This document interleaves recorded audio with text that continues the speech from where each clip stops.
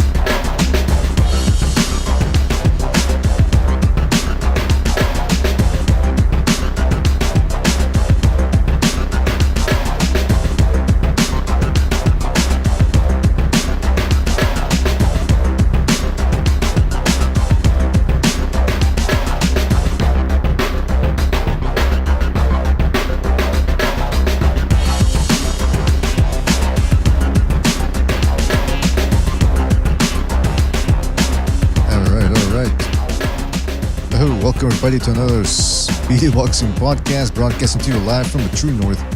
This is your good friend Mr. BDA, and I sure am glad that everybody could be on board for this one, fellas. In this episode, we got a fantastic one for you. Yes, we do, because we had some good fights this past weekend, and then on top of that, we got some very good ones, at least on paper, coming up this Saturday. There's also a lot going on in boxing right now, so we're going to get down to all of that, plus your phone calls near the end of the hour. Stay tuned for that, as always. Before we get down to the fun, let's get the business out of the way, fellas. You know the drill. If you want to donate a couple of shekels our way, you're certainly welcome to do so via the Super Chat feature. Most of those shekels will be going to the Israel Christian Alliance, by the way, so just know where that money is going. And I'm kidding, of course I'm kidding. This is an apolitical show. But yeah, make sure to do that. It's always better to join the membership program, though.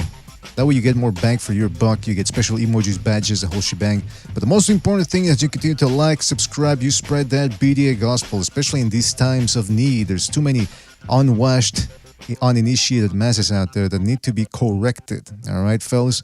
Let's give a big shout out to everybody in the chat. I'm talking about Harp Agenda, who says hit the like. That's right. Protectorate General, Eddie Valenzuela, The Canman, Mueller's 27, Rafael Garza, Team Batman Boxing, Soul Passive Live, SSC in the house. Shout out to him. Shout out to Rafael Garza as well. Dark Hate Doe, Team Batman Boxing, Super Sardonic in the house, Nightmurph, Alejandro Marquez, Rapax Trucking Company in the house. Shout out to him, 10-4. Super Sardonic, Never Sobers. Shout out to Never Sobers. And many more people to come, I'm sure, fellas. Thank you for joining us. Really appreciate you dropping by. All right. Let's get down to it. First on the docket, I see we got Jimmy and Gonzalo, a.k.a. The Guns, and the Jimmy Reno dropping by. Fellas, thank you for joining us. Let's get right down to it, fellas. First thing on the docket. Let's talk about the fights that took place last weekend. We didn't have time to get to them on Sunday. Butcher and I were busy, but we're here now. Let's get started with Zurdo. That's Gilberto Zurdo Ramirez versus Joe Smith Jr. taking place in the cruiserweight division. And Zurdo ended up winning a unanimous decision. Fellas, what did you make of that fight? I spent too long. I don't really remember anymore. No, I'm just kidding. Yeah. Oh, Gonzalo, you want to go first? No. Go ahead, Jimmy. You go first. Okay. Zurdo surprised me. I didn't think he'd move like that. He was in better shape than I think he's been in before. Joe Smith is limited. Always been limited. Just a good-natured barroom brawler who ended up boxing. But if he doesn't, and then you take in the fact that once he started making money, he started fighting infrequently. And we saw what happens to everybody when they fight infrequently. Their skills erode. And he kept loading up and loading up. Zurdo showed toughness that I never saw him show before. Well, not that I never saw him show. He's tougher than I thought he was. I just kind of think he was a pretty boy who just was matched super soft, and he just wasn't about taking the punches. But I got to give him credit. He took some big shots in that fight. He clearly won. I thought the scorecards were a little ridiculous. But we can get into more details later. I'll let Gonzalo finish up. We'll start. Hey, how's it going, Jimmy, Mr. BDA? What's up, Guns? Zurdo surprised me. Yeah, the fight was interesting, and I probably would have enjoyed it more if I would have spent less time texting on the Discord rather than watching it. Don't blame the Discord. Yeah, he surprised me. He's a big guy, and I was surprised by his punch placement. And I think that actually cruiserweight will better serve him since he's a little bit on the slower side. And in a weird way, for him to like be so big, kind of slow, but having that good punch placement and the tough chin, I think he will do better at cruiserweight rather than 175 because he is a big guy. He's got like this looping shot, kind of reminds me of Terrence Crawford in a way, and I've seen other Mexicans do it.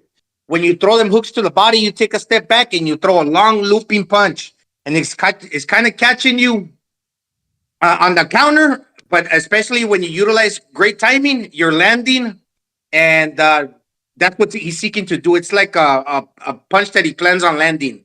So along with that good punch placement, it's kind of landing continuously on the opponent. There's like these long looping shots as he takes a step back and places the punch going forward. Well, when the opponent is coming into you, because he's usually taller and bigger than the other guy, so when the other opponent is coming into you, he's catching them with long hooks, and it would kind of bring some excitement to the division because I think he's like the only division for a Mexican in the 17 divisions that hasn't become a champion. The only division left, that being a cruiserweight. So it'd be interesting to see him fight for a title, and it would bring some hype in a division that I usually don't follow. So if he gets to fight for a title against Opatai or what's his name, the guy from Sweden, Badu Jack. Badu Jack, that would be an interesting fight. Yeah, you know what? Now that you mention it, yeah, there's a couple of good bouts to be made there. I would give him very little chance to upset Onomatopoeia, who looked absolutely extraordinary his last bout. Although that giant that he fought, I already forgot his name. Sorry about that, but the 6'6" guy, I was a little dubious about whether Onomatopoeia was going to be able to pressure against a guy that tall, but he didn't need to. He was just faster than the dude. Makes you realize if a guy is unable to use his height and reach, you can be as long as you want. It's like women say, it's not about the size, it's how you use it. And that dude proved that. In terms of the Zurdo thing, I gotta lying to you. That's what I always tell him. But here's the thing, man. I was actually surprised at how well, because I already knew Zurdo had been improving, but I was unimpressed with his work ethic when it comes to staying in shape, or overall his ability to, because it's one thing to improve your technique, it's another to really go for it. And against Bivol, it seemed as if he could have done more. But I already knew beforehand that he wasn't going to beat Bivol. I gave him very little chance to do so, despite being the bigger guy. But here, I got to tell you, at least he was blocking those right hands from Joe Smith, because I thought he was going to get butchered by an overhand right eventually, dropping his hands. But he kept that left hand pinned. He looked good in there. But it's going to be interesting to see what happens next. Onomatopoeia, I mean, who would you guys favor in that one between Onomatopoeia and Ramirez? I don't know enough about the other guy, I'll be honest, so I don't want to, comment on that. But I think, can I just tell theory I have on Zurdo? Some guys become complacent when they win all the time. It just becomes like, some guys actually get better after a loss because they don't like it. They don't like the way it made them feel. It's motivating to not to want to feel that way again. And I think maybe he took that loss from Bivol and said, okay, I didn't like the way that felt. So, again, that's just a theory. Well, you're kind of spot on with that, Jimmy, because him and Bernard Hopkins have been real adamant about, like, if you don't show up, basically you're getting kicked off, right? So it was like put up or shut up, and that's what he did. Because if he would have lost, probably his contract's over and he gets sent to the back of the line. Probably be fighting in TV Azteca from here on out. No, but he won convincingly. So, I mean, he's still a name brand for Oscar De La Hoya. That's a good point. He saved himself. He needed that. He needed that win. By the way, shout out to who donated here real quick. Shout out to Soothsayer for his contribution to Super Chat. I can't read the last part, Soothsayer. I don't wanna get beheaded. I like my head where it's at. But he says interact more with your BDA gaming server, and then he says death to a certain state out there. But in terms of the BDA gaming server, yeah, Bucha just posted the link there. I don't interact much because I don't play video games. So you won't see much of me there. It's just the name of the channel, BDA is there, but I don't. Sorry, man. I don't know what to tell you. But shout out to you for your contribution with Super Chat, Soothsayer. Shout out to High and Low Sports Centrum for his contribution with Super Chat. He says BDA, the home of boxing. Well, shout out to you, High and Low Centrum. Thank you for your contribution and the kind words. Really appreciate it. And shout out to Chris K, aka Undercover Asian, for his contribution as well. He says Zurdo looked good, but small for top dogs at cruiser. Those guys cutting down to 200 pounds. Zurdo looked a little soft. Plus, he took clean shots from a 175-pounder. Well, I mean, they're both... Well, actually, no, yeah, you're right. Zurdo is a bigger dude. He looked way bigger than... well, not way bigger, but he did look bigger than Joe Smith, and I don't think it was just a height difference. The guy looks thick at the trunk, the core. So, yeah, you're right, man. But again, the competition at 175 ain't all there. I mean, you got Otopia, Petaya. I don't know how you... I just say onomatopoeia. It's easier. He's way too... Jimmy, do yourself a favor, man, and do us a favor, too, for the show. Watch his fights, man. Start with the Brady's fight, because that's really his biggest win. This guy is dazzling. But he's there to be hit. He's still... it's one of those things where guys have this incredible talent of athleticism, speed, and power. And because of that, they still haven't learned how to get a handle on it.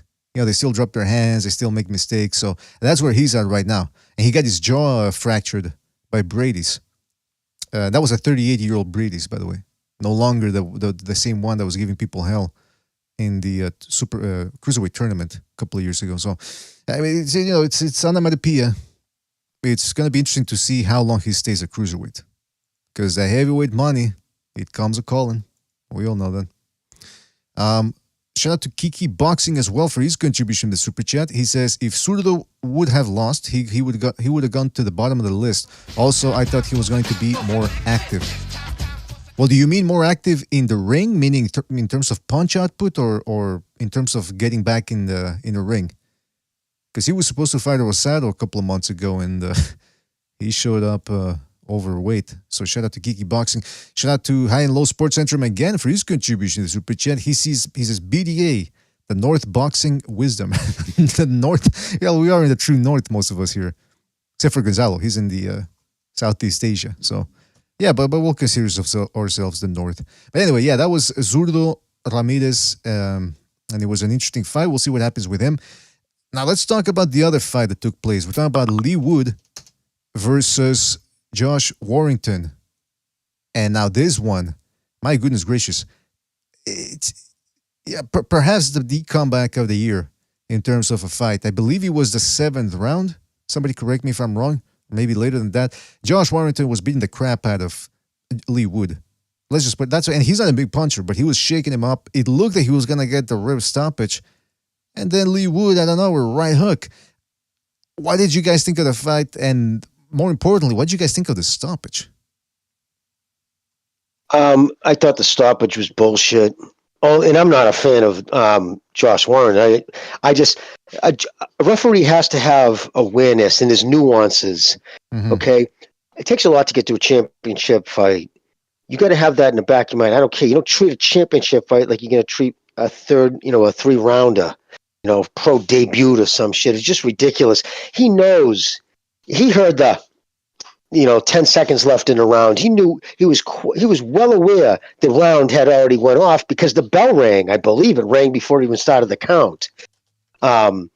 So he knew that Wood wouldn't even be able to have enough time. Remember, you're supposed to go to your neutral corners. You don't start right there. It's not MMA. You don't start where your position you left off in. He wouldn't have got enough. There wasn't enough time to cross the ring.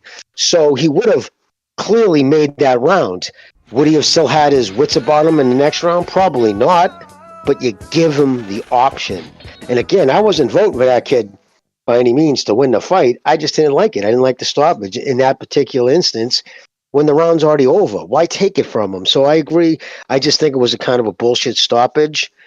But as far as the fight, there was a particular time that when Lee Wood got cracked, and when he took the punch, he found himself in the orthodox position. He went to swing back well in that position, and not even before, just as he was about to release the punch, he stopped, kind of made a face like, oh shit, that's right, and then switched back to lefty like that was their game plan. And that's what he was thinking. Oh, I'm supposed to be lefty. I'm supposed to be, fighting lefty, which wasn't working out for him, clearly. So my thing is, I just don't like Ben Davis. It's like I never heard Ben say any time before that, okay, scrub the fucking lefty. Stop doing what you do. Get back to orthodox. Because clearly the southpaw isn't giving him fucking hell. And he just didn't. So he actually changed back, I think, on his own out of frustration. But that's just my opinion. I don't know, man. I don't know if that was the plan all along. It worked. I mean, I don't think it was part of the plan to just knock the guy out with one shot. Might have seemed that way because Lee Wood just looked flat. He was getting outworked. He was getting outpaced. He was getting just all over the place. Warrington's not a big puncher. And he looked like he was on his way to stopping Lee Wood. So, Wood, the man, never count the guy out. Yeah, he's getting up there in age, especially for a featherweight. But he nevertheless continues to pull it out, man. I mean, when he fought, what's his name again? Conlon. The fight was going the distance. It was down to the wire. He knocks Conlon out of the ring. And he was getting stronger as the fight went on. Lara, he gets his ass knocked out. And then in the rematch, it was a boring fight, but at least he pulled off the win. And then here, he was on his way to losing, and he pulls it off with one shot. Gonzalo, sorry, I didn't hear your take on that fight. Or I don't know if you saw it. Did you manage to catch that one? I got the extended highlights later because I couldn't find the full fight. Because over here in the Philippines, usually when the UK card starts, it's like 3 or 4 in the morning. But I did see the extended, and plus I wasn't terribly hyped for that fight because all the shenanigans with Mauricio Lara. They took his belt, that, and I know you gotta follow the rules. But anyways, in regards to the fight, yeah, he caught him with the hook, then he went to town on him with right and live hooks like back to back, like the Karate Kid drum, part 2. Remember the little fucking drum? Yeah, back and forth, right? So that was it. But you know what? I did see that once again, and this is why I also wasn't too excited because Warrington's always leading with his head. His head is always in the mix when he throws punches. And then shooting low again to the nuts and to the back of the head. And I even think they took a point. That was in the highlights. He does it so often, you see, that it's even in the fucking highlights when they're taking a point away from him. That's true, yeah. I mean, yeah, look, I want to get back to the stoppage because, look, you have to consider all the elements in the equation when a guy is going to pull off a stoppage, when the referee is going to wave it off. And I understand sometimes these guys don't really understand which point of the fight they're at or how much time is left. But that's why they have a guy that they look at to tell him the count. But be it as it may, the round was over. He gets a minute to rest. I understand if it's, if Richard Steele, we're going back to one of the most infamous stoppages was the Chavez-Taylor one. And that had about 10 seconds left. So I understand the rationale that, well, maybe that's enough time for Chavez to come in and wallop him and do some serious damage. This one, the round was over. And they're talking about a rematch. Warrington, after the fight, he did complain. Because some people are saying, well, he looked away from the referee. He was taking his sweetest time. Okay, but he gets a minute's rest. I mean, at least give him that. The other thing is Warrington did complain about the stoppage. And Wood's response was, give me credit for once. And I'm thinking, well, look, we give you credit because you were able to stay in there and then pull off some miracles. But skills-wise, he ain't there anymore. I mean, he beat Lara. Lara was as horrible as he was in the rematch. I didn't see Wood completely and totally outboxing him and giving him boxing lesson. It's just he took advantage of Lara's poor footwork. And then in this one, he was getting walloped in there. It's like, I'm sorry, I'll give you credit for winning ultimately, but you're not looking good in there anymore. I mean, what do you guys think? Am I way off base here? Or? Well, anyway, I'll say this, man. That's the one fight. Apparently, there's rumors that he's going to be moving up to super featherweight. Yeah, I think you're right on the money, PDA. Thank With you. that take, 100% agree. Yeah, because he ain't looking good, man. And I mean, what No, does he he want us wasn't to looking lie? good. Yeah, right. Does he want us to lie and tell him he's looking fantastic? Like, yeah, look, listen. He seemed old. He seemed like he couldn't get his punches off. No looked like an wonder old fighter. Mayweather wants to. No wonder Mayweather wants to pit his protege against him, Kermel Mutton. Oh, that. Did you guys hear what he said about him? He said, "Oh, now you see why these guys don't want to fight him." So he's 17 years old. They're doing the same thing that they did with Haney. Remember that when Haney, Lomachenko don't want none of that. That guy was 21 years old or younger than that. 20, I think. And then you saw what Lomachenko did to a more experienced and bigger version of Haney. So imagine what Loma would have done to that dude when he was 20. I mean, it's ridiculous, man. And the fact that there's some people that might believe that, outrageous. It's totally fucking outrageous. Hey, by the way, fellas, don't forget to hit the like. Really helps us out. We're going to be taking phone calls near the end of the hour, so stay tuned for that. Let's go to... All right, so Wood is claiming, and I think Warrington even claiming they're going to be moving up to 130. Maybe they do a rematch, maybe they don't. Hey, I'm just curious. This version of Lee Wood, the way he's been doing, how would you guys see him doing against Bernardo Lopez, for example?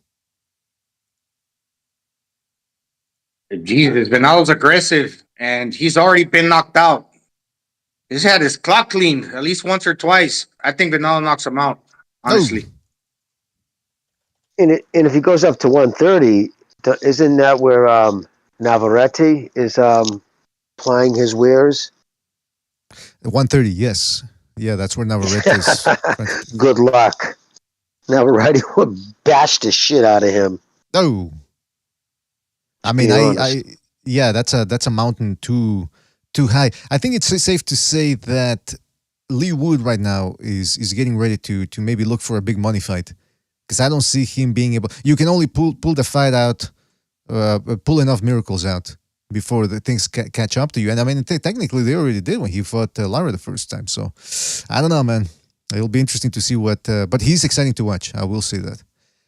Shout out to Dennis from Boston for his contribution with the super chat. He says, Wood weight drained, moved up immediately after the fight. Yeah, I think that's what I heard him say. I think Eddie Hearn said the same thing. So, shout out to Dennis from Boston. Shout out to Al Gaiman for his contribution to Super Chat. He says, Aki TV exploded in Israel today. Oh, come on. Oh, man. That ain't no joke.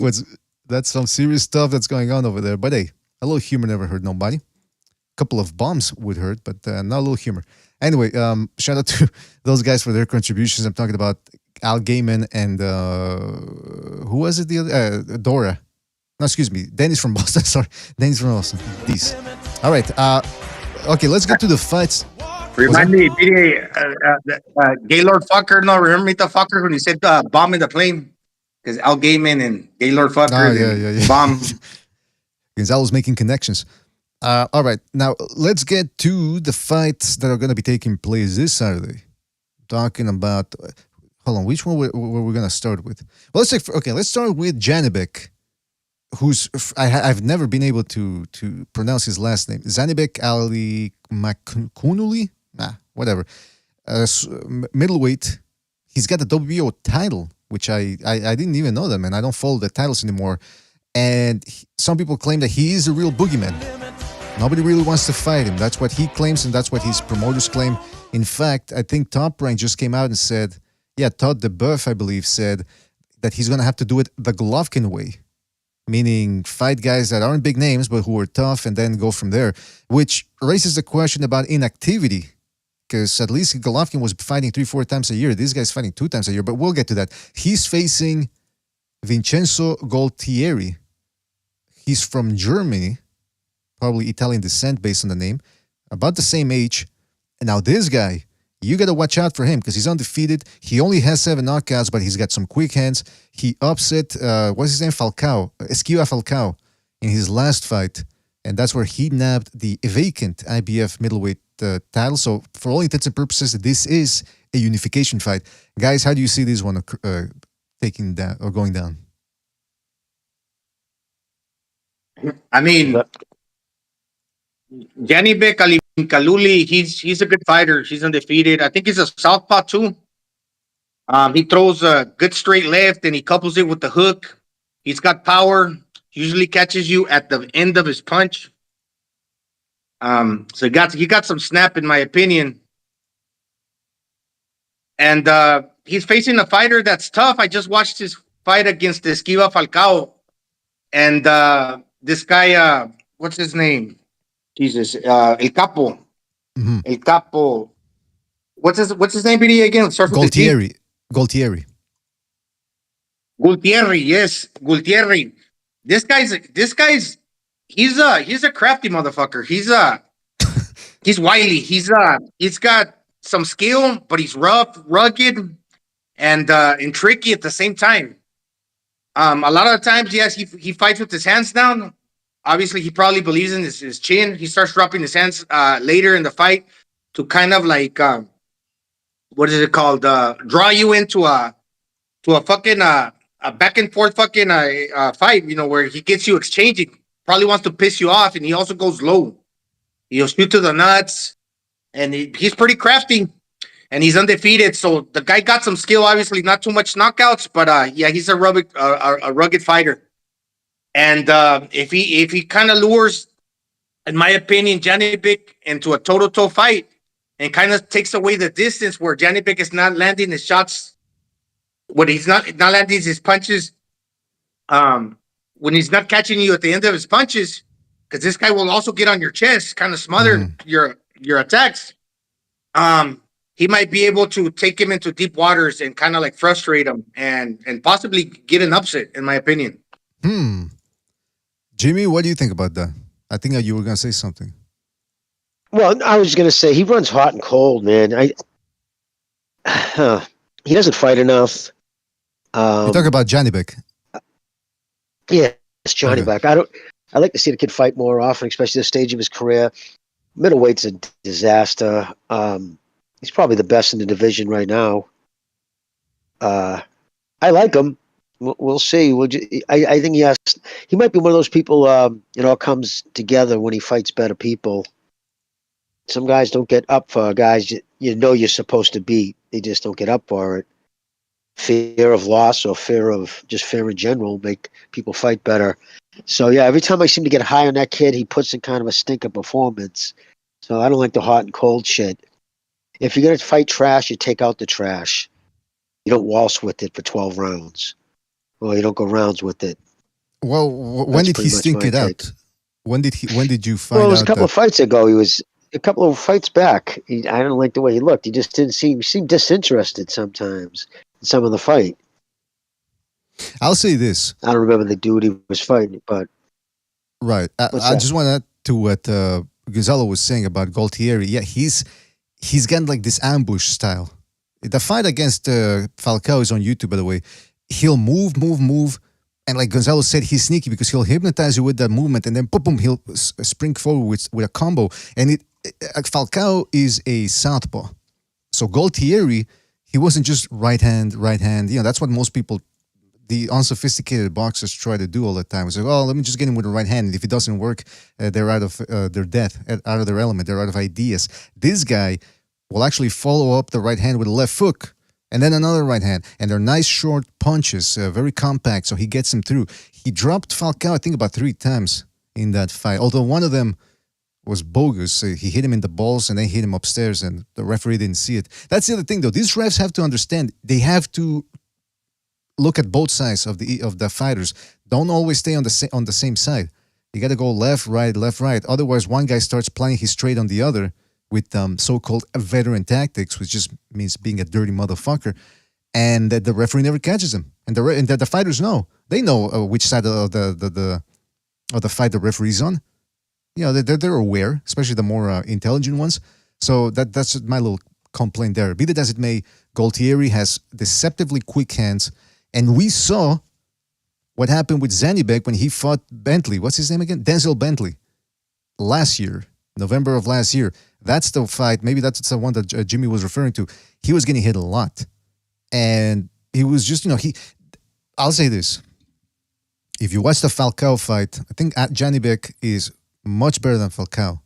But they're both southpaws, and they both fight with those hands down, especially when they're within punching range. And that's what Bentley was. That's how he was catching Janibek. He was catching him with combos, following the right up with a left hook, and he was back and forth. Now again, Janibek, Gazelle, you tell me what you think of this, because I think you recently saw the Gualtieri fight.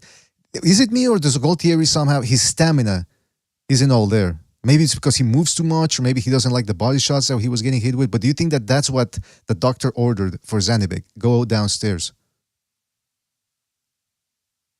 Probably don't like the body shots because I was watching the fight and I mentioned it to you. His cup is like way high, higher than De La Hoya was when he fought Fernando Vargas. And yeah, he looks like he faced down the stretch, but he also starts going low to the opponent. It might be a sign of frustration. Starts dropping the hands. That could also mean that he's getting tired, but at the same time, it looks like he's baiting the opponent to exchange, right? Because if you see my hands down, that's basically telling you, okay, attack me, come in. And then if you miss, I'm going to catch you. And he's crafty like that, even though he got his hands down. Like I said, he's a wily character. And yeah, but he does look like his stamina, like he fades down the stretch, in my opinion. There were stretches where he wasn't doing that much. But then all of a sudden, he got it back and he picked up the pace after being like kind of inactive during the middle rounds. Yeah, he sort of slowed down. And that's what makes me wonder whether maybe that's where Janibek is going to be able to get off. I'll say this, man. I asked people on Discord, I said, who do you think, which underdog has a better shot at pulling off the win on Saturday, Gualtieri or Mendoza? Most people will with Mendoza. I actually give Gualtieri the better shot, believe it or not. Just because he's that wily. And Janibek, here's the other thing we got to talk about, guys. Janibek's record. I understand he claims, like most boogeymen or supposed boogeymen, that nobody wants to fight him, blah, blah, blah. But you look at his record. Stephen Butler, Rob Brandt, Hassan Ndam. These are all guys that Murata took out a couple of years ago. They're not bad fighters, don't get me wrong, but, been there, done that. How am I supposed to be impressed by that? Especially when he's not doing it that much better than Murata did. So, and then he struggles against Bentley. So right now I'm undecided about Janibek. I don't know where I fall in with the guy.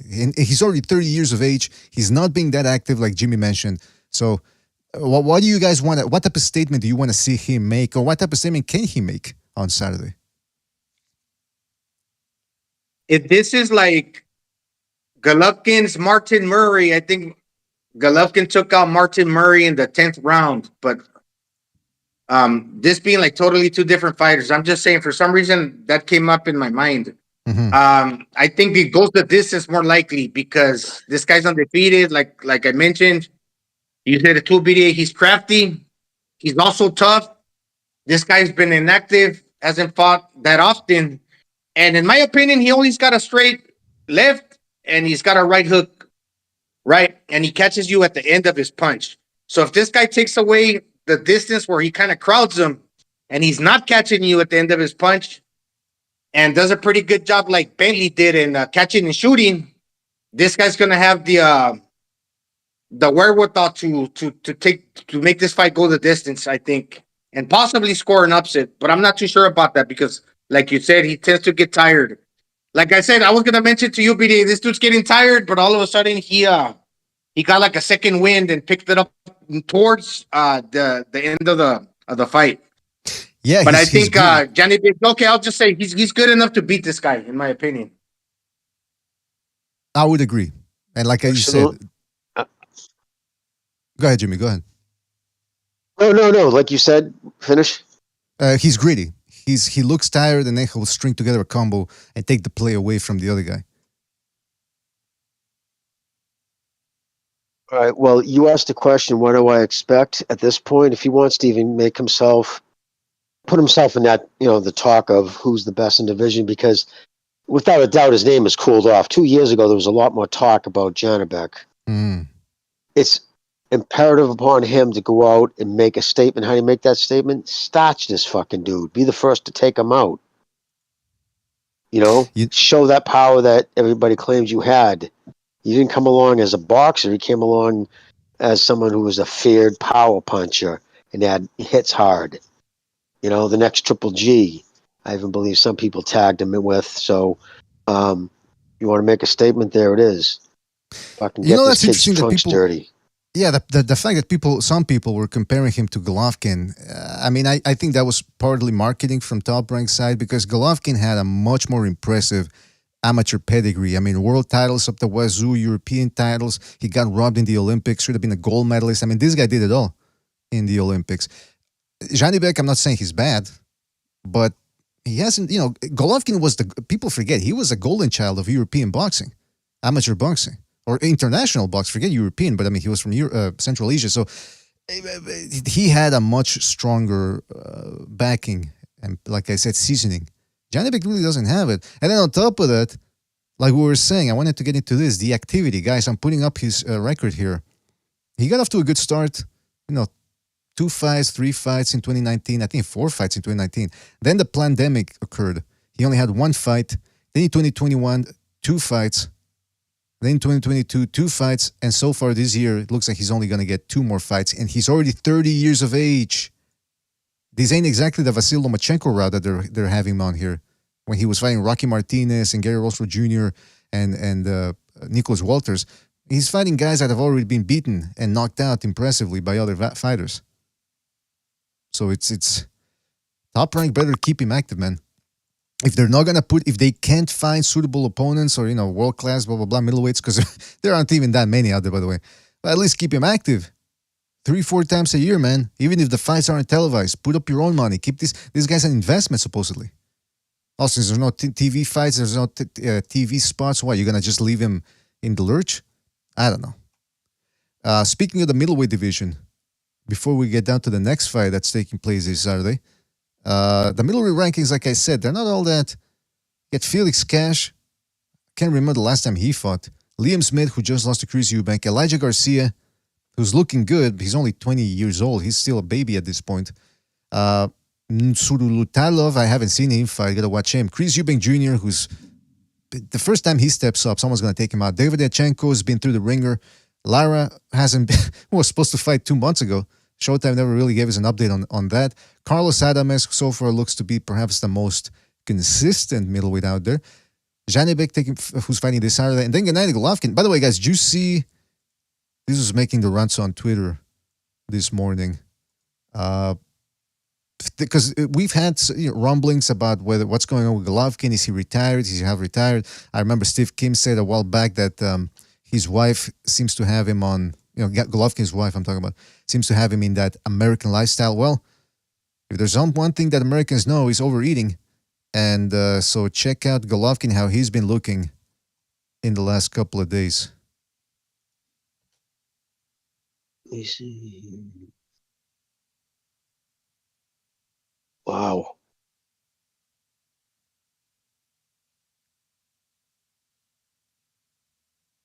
I don't know if it's the jacket. First of all, he's starting to look like Quentin Tarantino, an old Quentin Tarantino. That's not a good thing. Number one. I don't know if it's the jacket. He seems to have a very wide shirt. But maybe the rumors were true, man. He's already half retired or retired. What do you guys think? Should we consider him retired at this point? Consider him retired since the Rolls fight. Yeah. To be honest with you, I remember I was the loudest about I did not want to see the third Canelo fight. It was a waste of time. He's way past his prime. It's like he's made his money. He dumped his belt shot. I would assume he's retired. If he comes back now, it's ridiculous. At this point, when you start coming back, every time you come back at this point, you start chipping away a legacy. And so I hope he is retired. Gonzalo? I think I don't know if he abandoned the belts, if he's technically retired or not, but I will say that a style like Golovkin's is still very dangerous for a lot of these guys if he fights at 160. Because at 68, the thing that's kind of gone is the quick trigger. It's a little slow on the trigger, plus that extra weight makes him a lot more predictable. But at 160, with that tough chin and that heavy punch, he's gonna be like the guy that's always closing the distance down, and he's gonna be a lot of trouble for anybody. kind of like a brick wall. So he'll probably fight tough. Like even though he's 40, that style of his at 160 will last like a few more years, in my opinion. But if he's got the money, I would, as a fan of Golovkin, just because you can't take a punch, you don't want to just catch beatings just because, right? I would just stay retired. Yeah, I mean, look, he's done it all, man, and he's getting paid well for it. So I think maybe at this time he's ready to wind it down. It happens with fighters. Sometimes they go, I've had enough, and then they get a little bit of an itch to get back in the ring, and I think that's what's going to happen with Golovkin. But I don't think he pulls the trigger on it. I think look at his state. I don't want to see your fat face. Get out. I mean, he's looking fat. Cry me a river, you fat fucking baby. He's looking fat, man, and I know he can lose the weight. Probably he's a world-class athlete. He could shed it. The fact that he's this fat means he's sort of already has one foot out the door. So I think Ring Magazine at this point, because they have him rated number 1, I think they should really pull back on that. And I think, listen, like I said, Janibek versus Gualtieri, that's a unification fight. I know boxing fans, they love the unification fights. They love titles. They can't get enough titles. They want more titles, more organizations, more sanctioning fees. So this is something that they should like. Unification fight this Saturday at middleweight. Now, let's talk about the other fight that's going to be taking place this Saturday. I'm talking about Tim Tszyu, the son of the legendary Costa Tszyu, and he's going to be taking on the very dangerous Brian Mendoza, who's had 2 upsets. I think 3 in total. I forget which one was the other one. He beat Banana Rosario, knocked him out with a vicious uppercut, and then he stopped Fundora, the Towering Inferno. So this one is a highly intriguing matchup, guys. How do you see this one going down? Yeah, this is an interesting fight, BDA. A lot of people already assume or like they bestow Tim Tszyu greatness because he's a good fighter, but also because he's the son of a legend. Mm-hmm. So he's got to make his own history. He's got to fight his fights, right? And he's a fighter that's got good power. He likes to close the distance, try to inch himself in order to establish the distance. And once that is distance is firmly established in his mind, he'll start throwing his punches and landing. More often than not, he won't miss that often, right? Because once he walks you down, he's not trying to get into like this battle, like whether I'm gonna throw, where I'm gonna hit you, where I might hit you and I might not. No, he's just going in there, closing the distance, taking up that real estate to where he establishes his dominance. And once he's established his dominance, he takes you out of the play because you're gonna be smothering your own punches. He's got you where he wants, and he's landing his shots. But that also makes him a little bit vulnerable to getting countered and getting hit back, right? Because he's willing sometimes to take a punch, or he becomes a little careless as he approaches in. But with Bala Mendoza, he's a good fighter, seasoned, already been a professional like for 9 years, has fought big guys in the past, big punchers too, like what's his name? Jesus El Mono Ramos, who just lost but was undefeated when he fought him, and that doesn't really matter. That dude's big, heavy puncher, left-hander, and he also fought a giant in the Towering Inferno, and he beat El Banana Rosario. So the guy's crafty, and he's got a habit of like taking away your best punch. Like against Mono Ramos, he was circling away from that left hand, and he didn't get bullied like Joey Spencer just because he was a smaller man. He dealt with the bigger man's aggression. So, in my opinion, if he can take away Tim Tszyu's straight right hand, get out of the way, circle away from that punch, and seek to land his own shot, which is probably an uppercut. He throws real good uppercuts. He caught what's gonna call it? He knocked out somebody with the left uppercut, but he throws lefts. He throws good lefts and hooks. So I'm just saying, he's got a good chance. Gonzalo, you cut off, man. I can't hear you. And possibly hurting him because he does have a lot of patience. Just repeat the last 10 seconds, please, because you cut off. Yeah, he does. He does have a habit of frustrating these bigger guys, like whatchamacallit, Jesus El Mono Ramos. He went the distance with him. The Tower in Inferno, where he can circle away from your power hand and sneak in his power shots, which are the uppercuts and the hooks on the inside. Jimmy, what do you make of this fight? Or what Gonzalez said? Or Okay, well, it's happening in Australia too, right? If I'm not mistaken, I think it is, right? The fight's taking place in Australia. I know Mendoza. Yes, it is. Yeah, Mendoza already flew out there, which is smart, because it takes a while to get acclimated to. I mean, on a 12-hour time difference, but yeah, no, I like Tim Tszyu. He's going into this fight. He's gotten better. Tim Tszyu did something smart. He started taking on better competition when he didn't have to. When he was in the lurch, waiting for, before Charlo decided to take on that, cash grab, before he decided to dare to get paid. There was a lot of talk about him fighting because he was his number one, he's mandatory. And they kept dicking him around, and he went and he fought, if I'm not mistaken, it was Harrison when he didn't have to. And he tends to do that. So he's smart enough to know he's not going to become better fighting bums. And the PBC would have fed him all the bums he wanted. That's his PBC is his American broadcast or management company.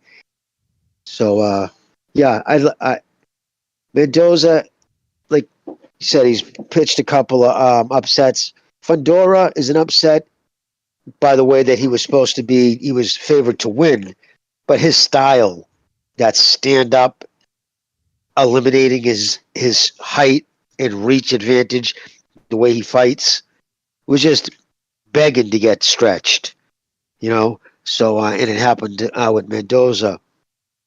But right now, Tim Tszyu can fight with good length. And if I'm not mistaken, I'm pretty sure Tim Tszyu's like substantially bigger, isn't he? Like taller, like a few inches taller than Mendoza. He's got some good length on him. And he can use his length. I've seen him use his length. He's fighting at home. So that all taken in, I'm going with Tszyu. But would I be surprised with the power? I mean, if he's able to starch people with one shot, can never count anybody else while we watch the fights. But yeah, I'm going with Tszyu. Let me just read a couple of super chats here real quick. Shout out to Chris K for his contribution with the super chat. He says, Triple G fighting again might ruin his legacy. He's 42 next year. Absolutely, Chris K. I think it's over for him. Should just wrap it up, man. Write it off because he ain't gonna 42. Gonzalo made a good point. He can still give guys a run for their money, especially this middleweight division, which is looking thin. But 42, why keep fighting? He's got enough money. He's already got a legacy. No need to. There's not much he can do now. I mean, he beats Carlos Adames. What does that do for him, really? Shout out to Billy Hoyle and the Pimps for his contribution with the super chat. He says, Golovkin is now dressing like triple Kim Jong-un. VMC. Viva Mexico Cabrones. All right. Shout out to Bill Hoyle. Yeah, it's true. He's kind of looking like he's got the Asiatic features, so he sort of does look like Kim Jong-un. He's fat, too, so there's that. Shout out to those guys for their contribution by the super chat. Just to clarify a couple of things. Yeah, Mendoza is actually the taller guy by 3 inches, but Tim Tszyu has the advantage in reach by 2 inches, according to the statistics here. But the point remains, to what Jimmy said, Tszyu controls the distance better. And I recently did a video about Tim Tszyu's skills, and I titled it something along the lines of, is he the real deal? Because like Gonzalo said, a lot of people have already appointed him and anointed him as the heir apparent to the 154-pound division. But I'll say this, Tim Tszyu, like Jimmy said, very good matchmaking. They put him in there with guys that had given Munguia trouble, like Dennis Hogan, Inoue, and Tszyu did better than Munguia did. I mean, he stopped Hogan, which is about what Jermall Charlo did as well. So shout out to him. I mean, he proved those points. Then they put him in there against some Australian derbies. Like they put him in there against Jeff Horn, for example. He beat the crap out of Horn. Now Horn, at 154 pounds, he couldn't muscle his way the way he did at 147, and Tim Tszyu just battered him. So they've been progressively up in the competition, and he's been looking very good. Terrell Gosha, barring the first round knockdown, he controlled the distance, great body work. He shows an array of defensive moves. and then against Tony Harrison again, just did about as well. Man, he did better than Jermell Charlo did. He did better than Jermell Charlo did because Charlo lost the first fight and he was losing the second fight before he bailed himself out with power. But I'll say this about Tim Tszyu though. Defensively, he can do a lot of good things, but he's inconsistent with them, especially his guard. There's a big wide gap in his guard. And the thing about Mendoza is, if you watch enough Tim Tszyu fights and then you watch Mendoza's fights, you see that Tim Tszyu is more relaxed. He seems to have better fundamentals, a better awareness of what he wants to do in the ring. Whereas Mendoza, there's a lot of wasted movement, which is what you see from certain inexperienced fighters. Yeah, they're moving, they're feinting, but they're just doing it for the sake of doing it. There's no real setup in there. Now, that's not to say that he's completely inexperienced. Like Gonzalo said, he's been in there with some solid opposition, like Cornflake Lamana, El Mono Ramos, Jason Rosario, Fundora. But it's really, he's got those fast twitch muscles. He's much more athletic than Tim Tszyu. But I just think Tim Tszyu is going to be able to corner him, make him waste a lot of energy. But he's going to have to mind his P's and Q's in there because Mendoza can hurt him with one shot. Put it this way. If Terrell Gasha and some other dude early in Tim Tszyu's career, I forget the guy's name, some white dude he had like a colored hair, those guys could drop him. Pretty sure Mendoza can stun him and then maybe even stop him with a follow-up attack. So I'm very intrigued about these fights, fellas. These are some good fights. The problem is, I think they're gonna be conflicting, because on ESPN it says the event starts here in Canada about 10:30, and on Showtime, despite the fact that this Mendoza Tszyu fight is taking place in Australia, it also starts at night here. So they're holding it in the afternoon over there, I believe. So hopefully the two main events don't match up at the same time. Yeah, Bala Mendoza's never been knocked down, and he's a tough fighter. Taking all those punches by the Tower and Inferno, Sebastian Fundora, man, probably not easy, especially if you're trying to get in there against a taller man. And eventually he got the knockout in that fight. And the way he clipped Banana Rosario, who also punches, and going the distance with Mono Rosario ain't easy. Ask Joey Spencer. So the dude's tough. Right. And I know Tim Tszyu's tough. He's been getting the knockouts lately. What's he got? 26 fights with like 17 KOs. Not all of them are knockdowns. He ain't like no Virgil Ortiz who's knocking everybody out. I get that. So, I mean, if he's good enough to go the distance and maybe take away your power hand for a little while, and make the night a difficult one for you, he's gonna have a chance to land his own punch, in my opinion. And Tim Tszyu's a guy that likes to come inside and like if it were his fucking house, like I don't care, kind of careless sometimes, try to establish that dominance. But at the elite level, man, dude, you can't just be taking free shots without like making any having any intentions of like moving your head out of the line. And I know when your head's on the line, sometimes it's because you're wanting to throw the straight punches, right? Like the straight up and down European style, right? You point that out, you point that shoulder, and you're willing to drop that straight fucking right down the center, like down the line. But also, you remained in the line too long, you're gonna counter back. And I'm just saying, Mendoza seasoned, in my opinion, and he's tough. Yeah, that's why I like the fights this Saturday, especially that Tszyu fight versus Mendoza, because Mendoza, he can crack, he's got fast twitch muscles, he's feeling his oats now because he's pulled off some upsets and he pulled them off by knockout. So whatever happens on Saturday, in the back of his mind, he's gonna be thinking, okay, all I need to do is land one shot and I can follow it up and take this guy out. So I'm looking forward to that one. And then on top of that, you get the Gualtieri versus Janibek fight. We'll see if Janibek can look impressive in this one. He's got a live body in there. So we'll see what happens, man. We'll see what happens. And Tim Tszyu, Tim Tszyu. Well, the Mendoza one, that's the one that is more likely to be an upset. I would say of the two, I'd give more of a chance to Mendoza upsetting the apple cart over Gualtieri, that French Guinea. German Guinea. But most people are giving German Guinea. Yeah, a lot of people are giving Mendoza more of a chance than Gualtieri. That's just, I think it's called Gualtieri is just isn't as well known. But Tim Tszyu has to watch out, man, because I think he will be able to control Mendoza. I think he will be able to corner him, have him on the ropes most of the time. Because I saw Rosario and Fundora did it for long parts of however long those fights went, but then they ended up getting taken out. So we'll see if Zoo can escape that. By the way, I'm trying to open up the phone lines here, but there seems to be some trouble with the connection. I don't know what's going on. We'll try to I'll open tell them you up. something. He's not gonna catch him like Campos. Campos, I mean, Tim Tszyu landed a hard punch. Then he got disorientated, and Tim Tszyu flanked him. He caught him like not looking, and that's how he got knocked out. I think Bala Mendoza, he's at least situationally aware of what's going on in the ring, where he's not gonna get caught slipping and put in a trap like that, or get flanked, and not be looking when Tim Tszyu's coming up on him. At least he'll know how to circle away and have that for him. You're right. You're right. It's going to be interesting to see how he explodes off the ropes. That Tim Tszyu, again, sometimes he gets a little too relaxed because he's so in control.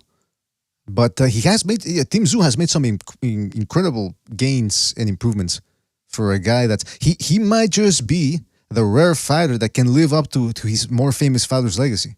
Most boxers, when's the last time we saw, there's been cases where a guy is an all-time great and his father used to box, but his father was never that good. He was just not even a contender. But usually when you have an all-time great, his progeny usually doesn't make it, even meeting the standard or surpassing it. Tim Tszyu looks like he might be able to at least meet his father's standards. So that's why it's interesting, man. And I don't think I remember ever having seen it before. Yeah, maybe. Well, Mayweather, his dad, Floyd. Yeah, but that's what I'm saying. But, these guys are. I'm talking about when the son of an all-time great matching it, because usually all-time greats they've had fathers who were boxers, but they would fight in smokers. They weren't even contenders. So that dynamic I understand. When the father is a so-so boxer and his son surpasses him, but the opposite is never the case. We never have an extraordinary all-time great having sons that can come close to doing what he did. Oh yeah, he's also got a little brother too. I think his name is Nikita. Nikita Tszyu. Yeah, he's a blonde guy, right? Yeah, I believe so. Yeah. Yeah, I think that's it. I haven't really seen him that much. We'll keep an eye on him, see what happens. In your in the BDA who will win thing you posted on YouTube right now, you got over 3,000 votes. Right now, Tim Tszyu is up 86% to 14. So, whoa, pretty wide margin. I was surprised, but yeah. Well, I mean, I think it's because Mendoza has a loss, and so most people think, hey, Tim Tszyu, like Gonzalo said, he seems to be the heir apparent because he's been looking. And again, you got to remember the last performances are always what are ingrained in people's minds. And what do people remember from Tszyu? The beating he gave Harrison and the walloping he gave to Carlos Ocampo when he stopped him in one round. So that's why most people are thinking, hey, this ain't gonna go well for Mendoza. But Mendoza has a very good chance, man. Like I said, he's had a good knockout run. He's pulled off some upsets. He's got experience. He already has a loss, so he's not afraid of losing his own or anything. So, man, this one's interesting. This one's gonna be very interesting. And if forget about it, if Tszyu beats him, dominates him, the hype is gonna go to another level. Going the distance with Mono Ramos is not easy. I know Lubin just once again, what have you done for me lately? Oh, Ramos is probably overhyped.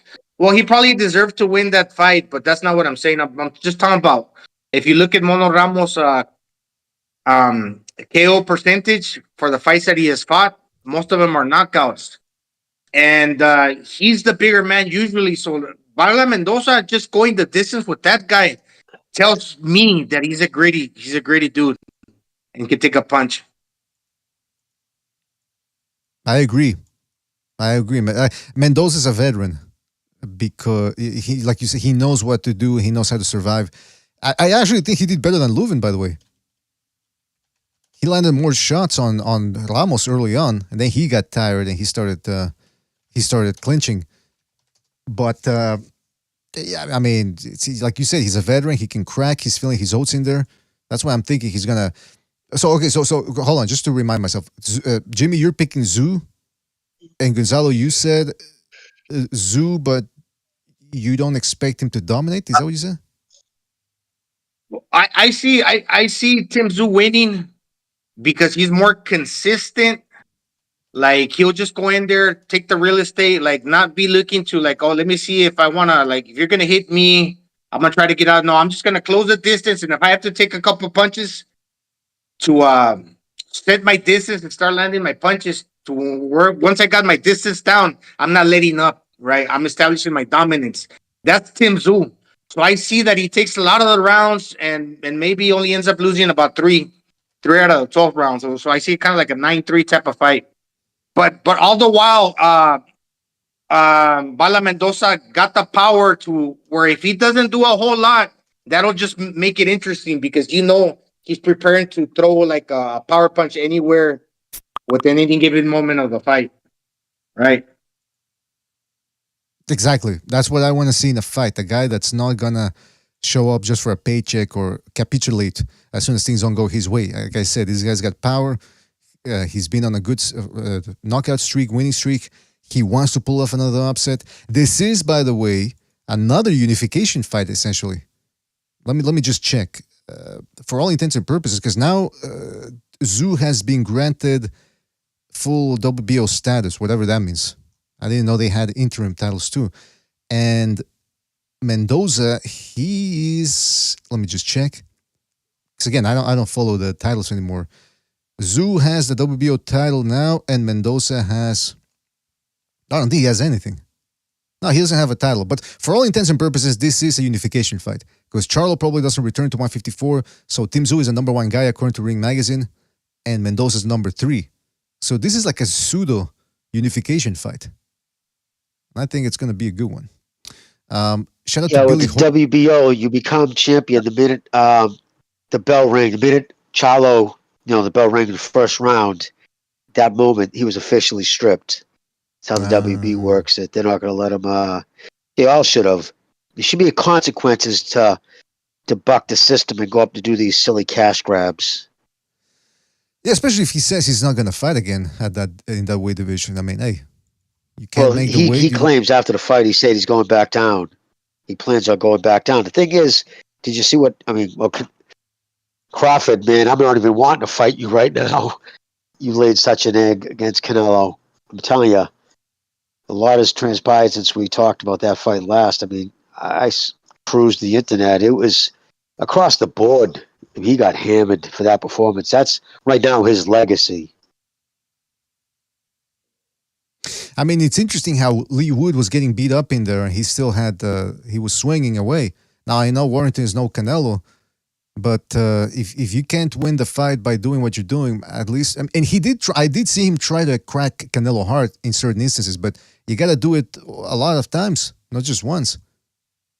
So I mean, there's a difference there. In the second round, just like I said before, know how I always mention if I'm training somebody, I would tell them, make sure the first time you touch them upstairs early in the fight, touch them hard. Changes everything. It was funny because Mario in the 3 knockdown rule with Steve Kim talked about that. He said you could see exactly. He was there, I believe, for the fight. But he said you could see when the fight changed. His whole mannerisms, the way he went about fighting Canelo was after the second round. He believes it was. I think I know exactly what he's talking about. When Canelo caught him, and suddenly, boom, his eyes got big, and it was like, "Ooh, this dude does hit a lot harder than I thought." And then after try to kind of tie him up, and you realize the fire plug, and he wasn't going to move him like he thought he was. And then from there on in, he just went. The game plan went out the window. It was in just survival mode, and in his mind, and like to quote Steve Kim, he won. The win for him was signing that contract and cashing that check. That's all what that fight was about. So, but it's interesting though. I mean, he talked all that. I mean, yeah, I understand. Look, okay, so you couldn't do it against a bigger, better guy. I understand it, but he talked a lot, man. That's why I tell A guys. lot. That's why I For understand. years. Yeah, I understand they got to sell fights, but it's an investment, you know, to hype up a fight. But then it makes these guys look like idiots. Yeah, because he wasn't selling a fight when he was saying all that shit. After the, do you remember what he said after the Ryder fight? That bitch, after what I saw tonight, that bitch couldn't touch me. Called him a bitch. That's what Canelo talked about before the fight. Oh, yeah, he couldn't touch me. He's never faced a guy like me. I'm doing it for the hungry ones. I'm doing it for the culture, blah, blah, blah. He roared like a fucking lion and fought like a cub. Oh. Yeah, no, listen, I mean, that's it. He did irreparable damage to his legacy. Who's going to pay to watch him fight again? By the way, fellas, don't forget to hit the like. Really helps us out. Shout out to Billy Hoyle and the Pimps again for his contribution with Super Chat. He says, Mr. BDA, how come Zurdo Ramirez is always smiling? I mean, word in the street is Malik Scott is allowing Zurdo to bang his lady on his OnlyFans page. Viva Mexico Cabrones. Ah, wait a minute. Yeah, that's the other thing. I forgot to mention that. Yeah, shout out to Billy Hoyle. Ramirez is being trained by Malik Scott. And Malik Scott, we all know, or if you don't know, if you're not a degenerate like us, then you are unaware that he has an OnlyFans page. And you think, well, he's probably got a good-looking girlfriend. He's one of those Afro-Anglos that prefers women on the rounder side, if you know what I mean. He likes voluptuous, pendulous women. So let's just put it that way. What else was Her ass looks like fucking 50 pounds of chewed bubble gum. Come on. Now, wait a minute. See, Jimmy, I was skirting around the issue, and Jimmy had to go out and go direct to the source of the issue here. I don't understand it. First off, you're supposed to love your wife. Why you put these fucking degenerate pictures of her online? And then when she looks like that, it's like, God damn, dude. Back of her thigh looked like a shock attack. Oh, come on, man. Jesus. I mean, hey, I think what they say now is that it's empowering. Being sexually degenerate and open in public, I mean, that's considered empowering now. So if you want to be a whore, a stripper, whatever, it's empowering. It's no longer looked down upon. But I'll say this, man. When it comes to, I'm very intrigued. By the way, I'm trying to open up the phone lines here, fellas. There's a glitch going on. I cannot get through with the lines. I'm getting Butch on the issue to see if he can repair it. But meanwhile, let's stick to this, man. We're talking about size earlier. Fat chicks, Golovkin going fat. Here's a photo of a fight that I'm looking forward to a lot, and that is Regis Prograis versus Devin Haney. This is Never Sober's posted this on the Discord. Look at this. This is Regis Prograis on the right. He's a 140-pounder. Haney on the left is the lightweight moving up. And it's not it's a height thing. It's about the size of their heads lets you know what's going on here. Oh, yeah. He's a big guy. Jimmy, what do you make of this? Welterweight.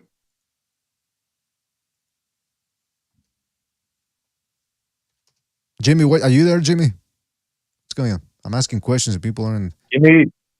Yes. Oh, yeah, no, fucking Haney's got a big head, yeah. I mean, I would like to see Prograis, exit it from his shoulders, but we'll see. Yeah. And also, I think Malik Scott, I was going to say Malik Scott is, I thought he was just standing in for his trainer who had a wedding or something or some other thing to go to that weekend. He couldn't make the fight. So we had Scott basically, he was there as like a stand-in for him. Yeah, he also trains with him too, though. He's transracial. He's got a whole assortment of races in his crew. An Indian guy, a Chinese. Now Malik Scott. It was funny because after the fight, they were playing some Mexican music. Obviously, it was Zurdo fighting. Then you had the brothers grinding on the Latinas in the front row. What the fuck? Of the ring. That shit was fucking funny. Like they were feeling Mexican all of a sudden. And Malik Scott too. That's fucking weird, man. I don't know. Viva la Mexico. Viva la Mexico. They're trying to make it into the UN or something. I don't know. But I'll say this, man. Prograis, I'm telling you my prediction early on. I favor Haney in this one. I think this is what a coincidence. They're talking about who they want to fight, the Haneys, this and that. Prograis, 34-year-old, looks awful like a Zorrilla. All of a sudden, now they want to fight him.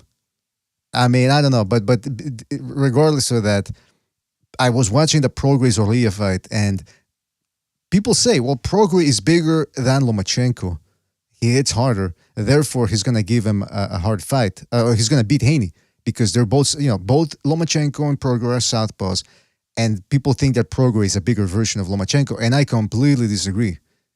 He does not have the same ability. He's bigger and faster, or he hits harder, but when it comes to cutting off the ring, working his way on the inside, that's not his game. Lomachenko can do it because he feints, he's on balance. Prograis is leaning forward too much. He likes to bend at the waist, and sometimes his most of his weight is on the front foot, which is, you're supposed to have your weight on your front foot a little bit when you're in your regular boxing stance, but he's lurching forward. He's sort of getting a little off balance, man. That's why, and I'm going to show you guys as the fight gets closer what I'm talking about, but his foot positioning was horrendous against Zorlia. And I can't, say what you want about Haney versus Lomachenko, but Lomachenko had to work to get to Haney. And I don't see Prograis doing any of those things. You can throw more punches off the back foot. You can throw more punches and move better if you push off your back foot. Yeah, but that's Prograis' game. He's a counterpuncher. He does not know how to chase a guy down, cut the ring off, and get on the inside. That's why people always say, oh, this guy's multidimensional. Not talking about Prograis, but other fighters, for example. They go, like, for example, Crawford-Ennis. He can fight. He's multidimensional. He can fight off the back foot, mid-range, inside. Yeah, but what can he get on the inside? Now, he's fighting a guy like Roman Villa who's coming at him. Okay, now he says, okay, I can maybe sometimes I'll stay in there and trade in the pocket. But when you have to chase a guy down, like he did against Karen, completely inept at it. Was missing in the wind, flailing at the wind. And it's the same thing with Prograis. Once a guy finally said, I'm going to make you come to me, I'm going to make you be the one that has to engage, he didn't know how to. Was he scared? Did he like that dog? Or he's just, technically, he's not there? And especially if he tries to box Haney, because Haney's also tall and he's long, he's quick. I mean, he throws fast jabs, and the thing, like, if you go in there and try to box him, if you meet in the center of the ring, okay, fine. You might be able to catch him in one exchange, but as soon as you commit to that exchange and Devin Haney takes 2 steps back, you're going to be way out of distance. Then he's going to be like, one move ahead of you all the time, 1 or 2 moves ahead of you, always taking the range away from you. And like you said, flailing at the wind. That's what probably is going to happen. Because that's what happened with Cambosos. And Cambosos is a shorter guy, and he fucked up. Strategy-wise, he should have made it more of a fucking like a brawl. But this is what probably Prograis should do as well. But I'm just saying, yeah, Haney got better footwork.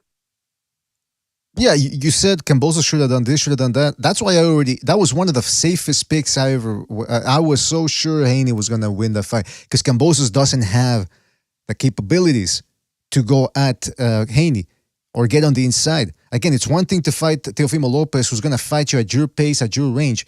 But when the other guy's better at you at that range, and now you have to adapt and go to him.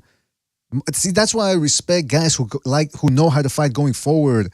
Too many people have been hypnotized by the ass style, the American slick style. Just back foot, bitch it, 1 punch at a time, clinching, shaking your ass.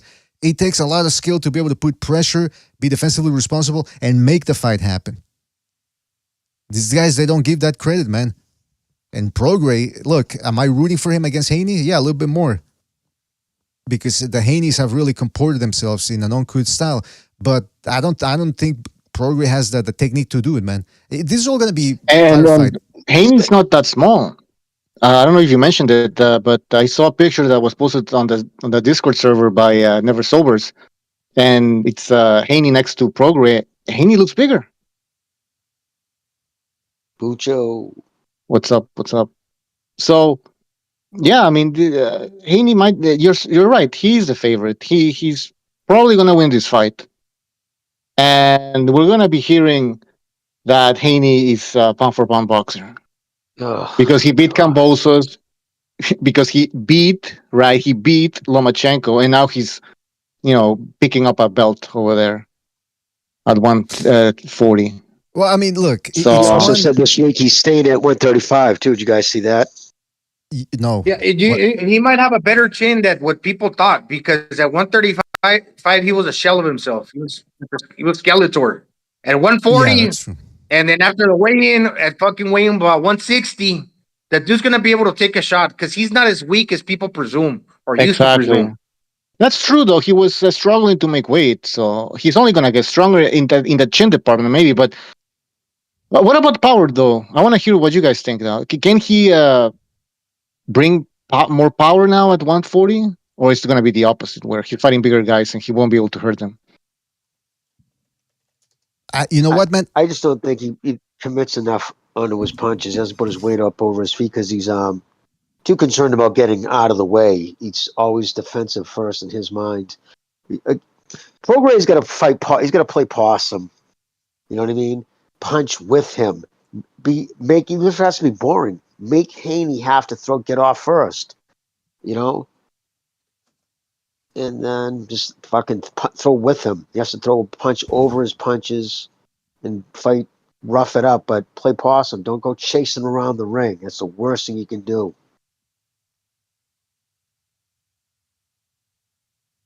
I mean, he does. I will give his corner credit. He does come up with good strategies, and I think Devin Haney's father said this in the past.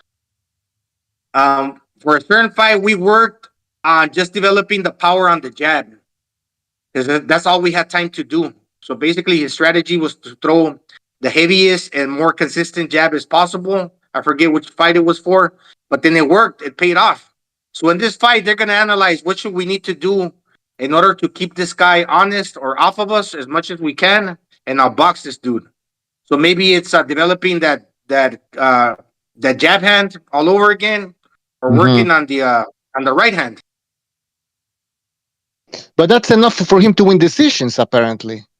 We saw it in the Lomachenko fight when it comes to Haney.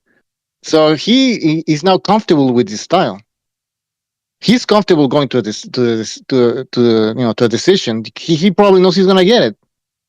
Now it's up to the other fighters, his opponents, to do something additional, extra, in order to maybe win the fight, which is unfair, in my opinion. I don't know why Haney gets all this, help. It's like Prograis, I thought he was doing well against Taylor, but then, okay, maybe he was winning by like a round, and all of a sudden in his mind, he wanted to prove to himself, not only the fans, I can box. And he switched it up where he probably didn't really need to resort to that. And I know it's good to have different ways of fighting, but if you don't need to do it because maybe one way is working for you, keep at it. Stay consistent with the pressure. Because that's when he lost the plot against Taylor, and maybe that's why he lost it. But it's also making it to the judges seem kind of confused. Oh, so why are you switching it up? Maybe in your mind that's not working for you, when they probably thought, and we were like, he's doing good. You don't need to show us that you need to box. Just show us that you could get on the inside, throw them body shots, hurt your opponent. And even for a dude that breaks you down, it takes time, dude. For the great fucking pressure fighters, it wasn't like always, I'm just going to go in there, beat you to the body, and from one round to the next, I'm going to get the job done. No, you need to keep insisting on doing that. But even more so troublesome is if you switch it up and you're doing a good job at doing that, but then you want to prove to everybody else, not only others, but yourself, that you're a boxer. It's like you're not investing as much as you can doing what you need to do in order to get the knockout. And Gonzalo, can you confused? Gonzalo, can you imagine a scenario where Haney tries to clinch and stall the fight, and just can Prograis do something to avoid that? Belt him with body shots coming in, or like sneaky body shots, like the winning cut Kyle Relic with and others. He's got quick hands. Right. Well, I'm sorry, Prograis, and he's got power. He likes to belt them tires, but he can't just get into his head and try to get all cute and everything. He can't box a boxer. No, that's what I wanted to touch on that, what Jimmy was saying, because here on this show we try to tell you guys what the plan is, what the other guy can do, but then there's always a problem, which is, well, okay, we know what the guy we know what the guy's supposed to do, but can he do it? And that's the thing with Prograis. He's very good, don't get me wrong, and it's not Haney's fault that Prograis looked awful against Zorrilla, but he's technically limited. He looks good against Flanagan. He looks good against Relic. He looked good against what's this guy's name that he's on the screen? Red Catch, before Red Catch decided to pull out. He looked good against Jose Cepeda. We were all very high on him after the Cepeda fight, but it seems like when he fights southpaws, he'll look very good doing that from the outside. But then he fights regular orthodox people. And all of a sudden, here's the thing. Here's the other problem, though. Zorrilla was fighting off the back foot and was punching off the back seat, meaning he wasn't fully committing to his shots. He was tapping Prograis, essentially. I'm going to show you videos as we get closer to the fight to illustrate what I'm talking about. But for the moment, just imagine him just tapping. Like he's trying to tap a fly. He's not fully committing, punching through the target. So that's why essentially made it a difficult proposition for Prograis. That's the number one factor. So Prograis, he would get tapped and he would try to counter, but the guy was already out of there by the time Prograis would counter. But like I also said, bad stance, bad foot positioning, bad technique overall. So he has the firepower to do what you guys are talking about. He can fight inside. He can go to the body. Watch the Josh Taylor fight. He has power. But can he deliver the payload? You know, it's almost like you got a country, you know, you give him all these weapons, all this armament, but then their soldiers suck. And they can't they don't know how to aim, they don't know how to fire. That's the same thing here in this fight. It's going to be the same proposition. Can Prograis deliver the payload, the arsenal that he has? I don't know, man. And you know Haney loves to clinch, like you guys were saying. He loves to clinch. He loves to lean on guys. And then on top of that, he's better than Zorrilla. So just that thing alone is Prograis got a mountain to climb here. Yeah, he does. Yeah, he's more the A side than something about Prograis. He just never made it. He never crossed over, like popularity wise. Devin Haney's the A side, and I know he's coming off a questionable decision because I think that was the last fight he had against Lomachenko. But you could also say the same about Prograis. He probably got to give too against Zorrilla. So they both have to prove something, and it's not like the judges are going to be like, "Well, you ripped the other guy off. I'm going to compensate too now." They both probably ripped the other guy off. Well, you never know though, because you can only get so many gift decisions in a row before people just say, "You know what, this is enough, man. We can go for this." But the problem is, like I said, I think this is some excellent matchmaking because after the Cepeda fight, we were all high on Prograis, but now it's not. You know what he blamed his off night on against Zorrilla?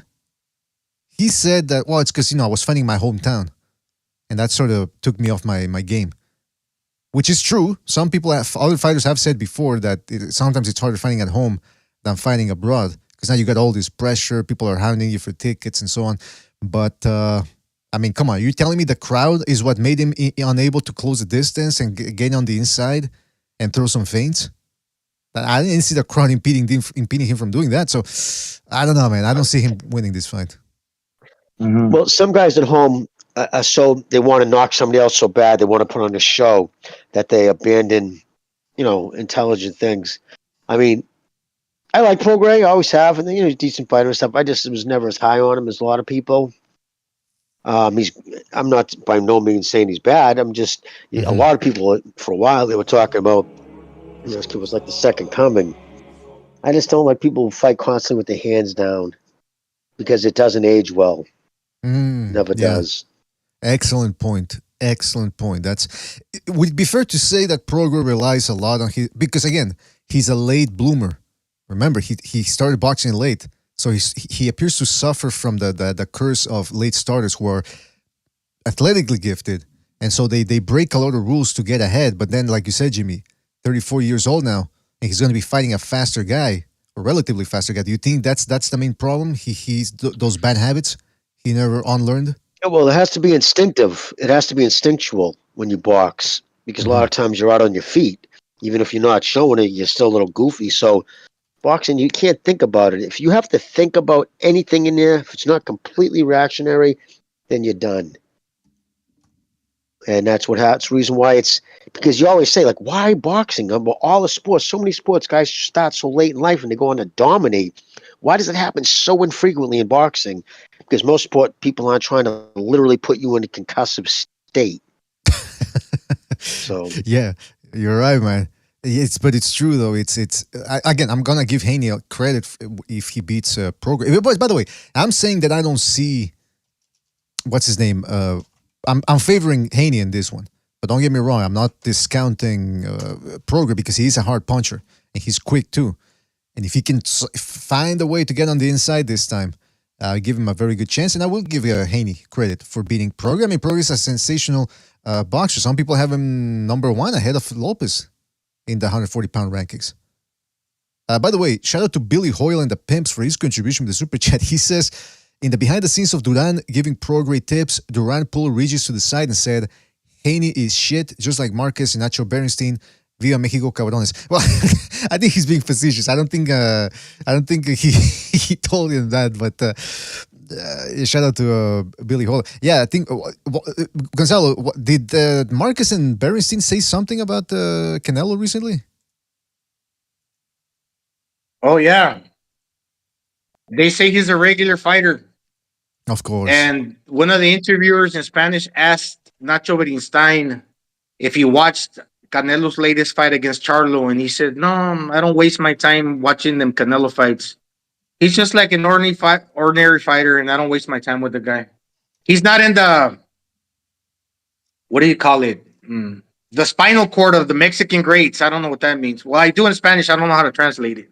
Like the vertebrae of like the greats. I think he, in other words, maybe that like, means maybe he means that he's not part of the what do they call it, the Mount Rushmore of Mexican history. Yeah, maybe the foundation, if you will. Which, I mean, I don't understand what happened between those guys. I mean who said that? Berenstein, Nacho Berenstein. Yeah, he doesn't like Canelo. But I mean, listen, whenever somebody makes a statement like that, you go, okay, well, let's take a look at the breakdown. How did this fight? Because I mean, Nacho Berenstein is a respected guy, you know. But then you listen to his explanation, you go, that makes no sense. I like to think that we all know boxing on this panel. We see that he is a good fighter. Now, does he razzle and dazzle like Roy Jones, hands down and shit like that? No, but he gets the job done. More often than not, he does it in an impressive fashion by stopping fighters. So what does he want, though? That's what I don't get. That's why when some people say that he's being biased, I can't disagree.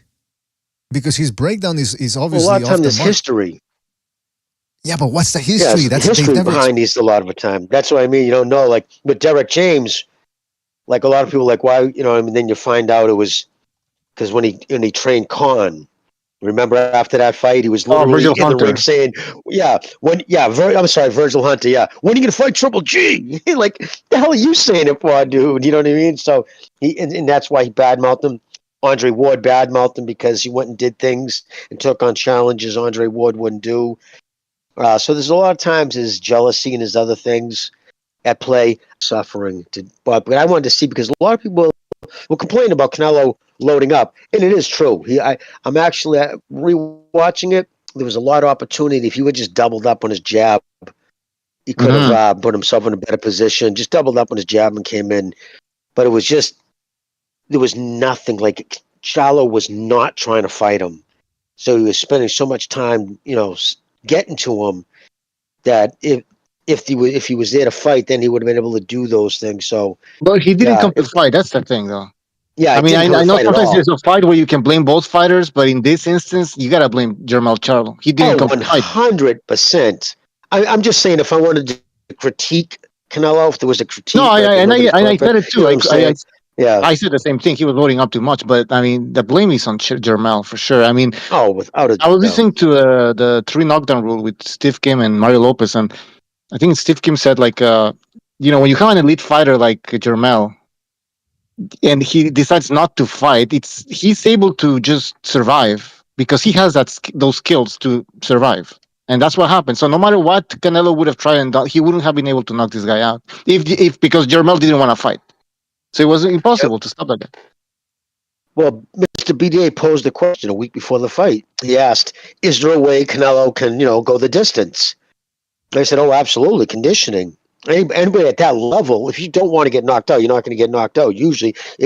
But is he willing to completely throw the fight away? I personally didn't think he did. I thought he might have had, like, opposed to the two.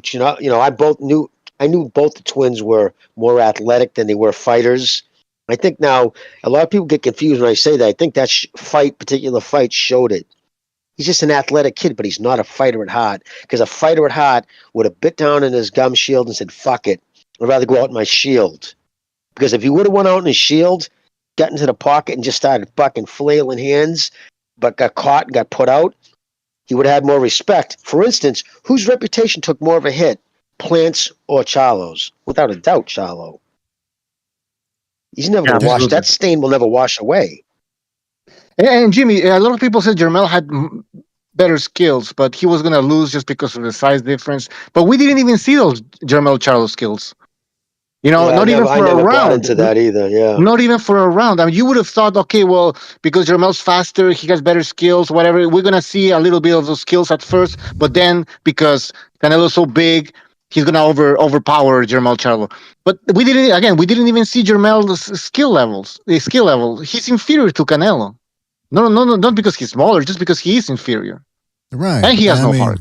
And I think we broke it down on the week of the. We broke it down verbally, and then when we had images, video, we showed people why. So, if you know boxing and you look at enough footage, you can see, okay, this guy's better. Now, of course, sometimes the better man loses, and it happens. Styles make fights, or maybe one guy hits harder, and you didn't factor that into the equation. Blah blah blah. Point is, the way Charlo. I'm just to put it succinctly, which is something that I was saying in the lead up to the fight. When's the last time Canelo lost to a guy of Harrison's level? Or struggled against a guy of Castaño's level? Golovkin and Bivol, those are guys that are much better than the men. Exactly. This is what I don't understand when they said that Canelo, when Jermel wasn't respecting Canelo's skill level. He's like, "Oh, I'm better than him. I'm not impressed by his skills." But you know what it is? Now that well, then shows that you have better skills. He didn't have a better job. You know what it is? They get. I'm sorry to say it, man, but they look at the flag, they look at the skin color, and then they look at the footwork of a guy. Because Charlo moves more, and people said it before, and people are still saying it when it comes to a potential Crawford fight. The footwork, Canelo's feet are on cement. He's got cement feet. Okay, so that just means he hits harder, man. Because at least he's planting his feet there. That's how you generate power. If you're prancing around the ring, shaking your ass, guess what? You don't have the wherewithal to plant yourself and launch with power. Now, Charlo has managed to do that. Move around, stop, and then counter with power. But in this one, he said, well, if I stand still, he's going to butcher me with body shots. So that's why he was moving more than punching. And there was no jab. There was no effective jab, no effective combos. I'm sorry, man. He's not that good. And I'm telling you, Golovkin would have done, if Golovkin would have fought Charlo in 2016, 2017, 2018, Golovkin would have taken him out. Sparked him within 7. Sparked him out. Well, this guy in the chat, Alan Johnson, y'all insecure with these racial narratives. What are racial narratives? I mean, guys just don't want to hear what we. He's supposed to be the more athletic, the faster, the smarter guy. He didn't even show us that for a single round. He has no heart. Well, I won't go as far as saying he has no heart, because as I said in the last I'm sorry, episode, he has no. Why wouldn't you say that? Because he did show heart in other scenarios, but just in this one, look. Why didn't he show heart in this fight though? The fight where he had to show heart. What I'm saying he's is, like the lion. He's like the lion from the movie. He's like the lion from the movie The Wizard of Oz. The lion with no heart. Let me clarify. A guy can have and heart. He told us he was gonna come in there and fight. He told us he was like, "This is the fight I'm gonna come. I'm there to win. I'm here to win." Blah blah blah. And then he wasn't even talking shit, so you were like, maybe there's something, Canelo respected Charlo throughout the whole pre-fight tour, whatever. And then what do we get? This guy just running around. I'm going to repeat what I said. I'm going to repeat what I said in the last show, in the intro to the last show. Look, whenever you have somebody, heart varies depending on the situation. There's no such thing as having 100% heart or no heart. It's a continuum. It's a spectrum, rather.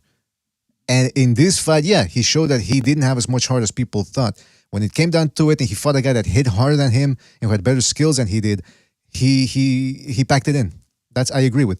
But he had shown heart before, so we can't. That's all I'm saying. I'm being autistic about it. I'm saying but shouldn't you be able to show heart when things are difficult? That's when the heart shows. Like that's when you need to show heart. I agree, but that's what I'm saying, though. So when he fought, this was the time I'm criticizing him for being on pay-per-view, being at the biggest stage of his life, getting the biggest payday of his life, and packing it in, and not even trying to give people a show. That I agree with. But you can't say he has no heart, because he did show heart before.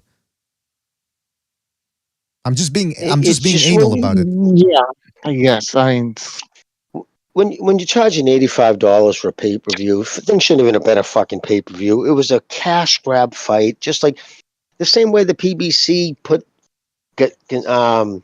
Mickey Garcia, Errol Spence on a pay per view, and remember the fucking promos they used to show for that? Oh, it was cringeworthy. Garcia was a career featherweight, 126 pounds. 32 of his 42 fights were at 126. So, you know what I mean? He just dragged this dude up. His father never even wanted him to fight after because he went life and death at 140 worth the Lipinets, went right back down to 135, took on Easter, and that's when the money, they said, hey, let's have a cash grab. You know, you got that Mexican fan base, let's cash it in. And they did. And that's all this fight was. I'm just getting tired of them. But, you know, I hate them. I don't like them. They never work out. When's the last time it's ever happened? Besides, I mean, you have, you know, they said, well, Manny Pacquiao did it. We came up from featherweight. There's only two people in history, for instance, who was a champion of featherweight, went on to be a champion at welterweight. Manny Pacquiao is one of them, and there's somebody else. It's it. But that's what I'm saying, though. Infrequently it's ever happened.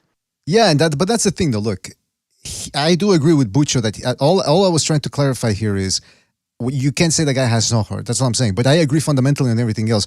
Biggest stage of his life. This is the biggest fight he's ever going to have. He's not going to get a bigger fight ever unless he moves up to heavyweight and fights fucking Anthony Joshua.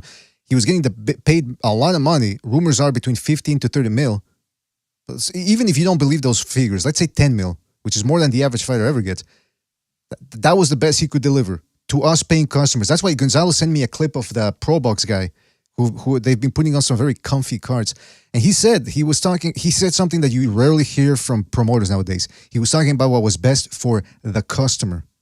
Usually when you hear promoters talking, they talk about this is a great fight for the fans. Even when it's a boring fight on paper or a mismatch, they still have the goal to say this is a great fight for the fans. They always talk about it. Like, we're doing you a favor. That's the way they put it. But they rarely talk about fans as customers, which is what we are. We're paying for a result, not a product. We want to see good fights. So if these guys peddle shit and then they try to call it sugar, I'm sorry, man. Exactly. I argued with a caller a few weeks ago about, I was defending the consumers. I said, we are the most honest people in boxing. He said, no, it's the boxers. They're the most important. They're in the boxers because they're sacrificing themselves basically in the ring. Whatever. But we're paying for these guys to box. They decided to jump into the ring there and fight. And so it's their decision, right? So, and then, by the way, somebody said in the chat, oh, well, Charlo went in for a paycheck. Mm-hmm. So there you go. You're proving my point. It's the consumer that's the most honest person in boxing. Not the promoters, not the boxers, the consumers. Well, I repeat what I often say here. When people bring up that argument, Bucho, about, well, it's the fighters that are taking the shots. Well, like fighters, you said, they're veterans, war veterans or something like. Well, yeah, exactly. That's an insult to people, firefighters, emergency responders, military personnel that actually see combat. I mean, look, in boxing, yes, you can get seriously hurt and even killed, but the likelihood of that is minimal. Especially at this level when guys know how to defend themselves and all that. In war... And we do respect boxers who give it all in the ring because we know it, but go ahead. Well, yeah. In war, if you can't dodge a bullet, it's game over. There's no 10 count, there's no nothing. That's number one. Number two, when these people make that argument, well, these are the guys that are taking the punches, you know. They're the ones feeling the shots. You're not feeling them. Guess what I am feeling? I'm feeling a shot to my wallet when I'm shelling out 120 clams. And by the way, I'm not getting paid 15 mil in a night. Okay? And here's the other argument. When people go, well, what are you complaining about $100? Were you poor? No, it's just I don't like throwing money away, whether it's $5 or $100. I value money. I don't obsess over it, but I value it. I mean, the people who say that are people who buying Air Jordans, whatever. They don't know anything about investing or saving, you know, like so. I was going to say, people who are saying that don't even buy the pay-per-views. The people on Twitter are always complaining. The motherfuckers don't even buy the pay-per-views. No. You know how we know that? Just look at the numbers. It's a proven fact. Spence Crawford, for all intents and purposes, the biggest fight, welterweight fight in fucking 25 years. It sold 600,000. Not even that. 575. Oh my God. So yeah.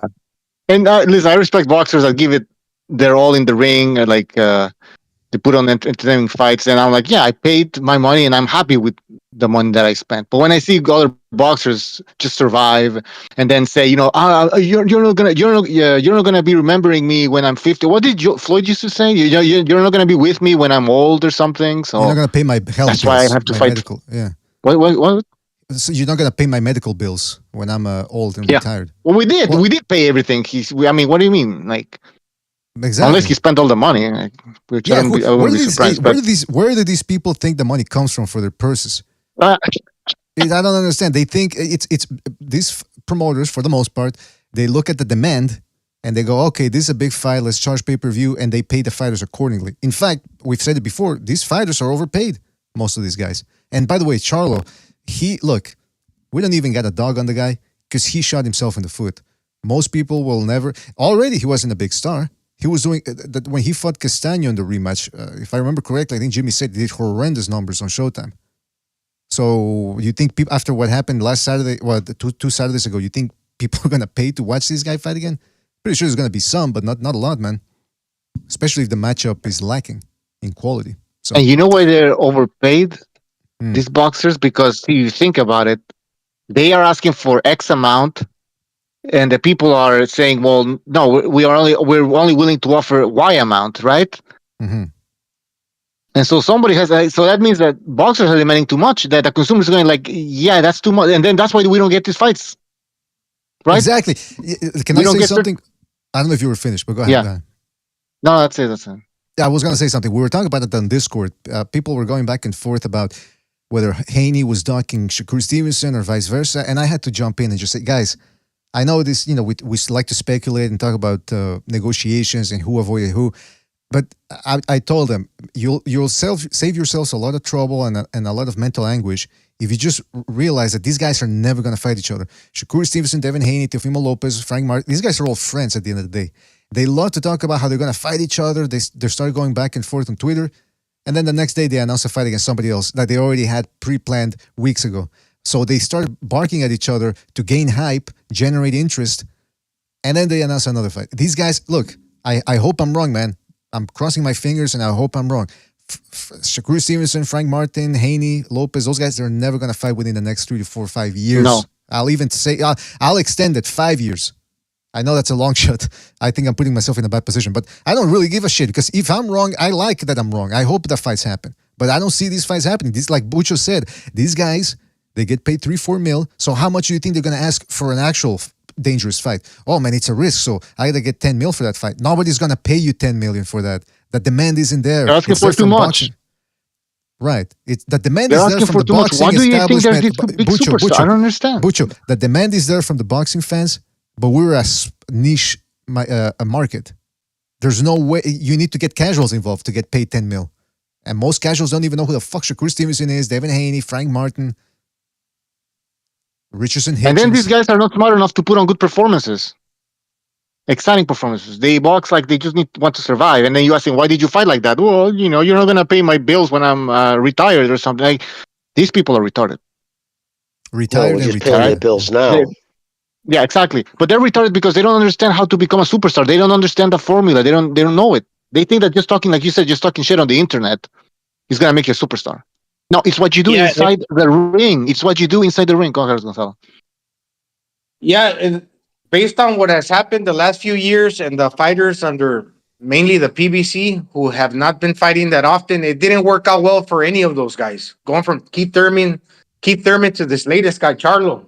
It didn't work out well for none of those guys. Exactly. Yeah, it's true. That's it. That's an excellent point. And again, the video that Gonzalo sent me about the Pro Box guy, I'll try to find the link here because Gonzalo sent it to me. He said Pro Box is doing something interesting. Again, they're putting what's the word I'm looking for here?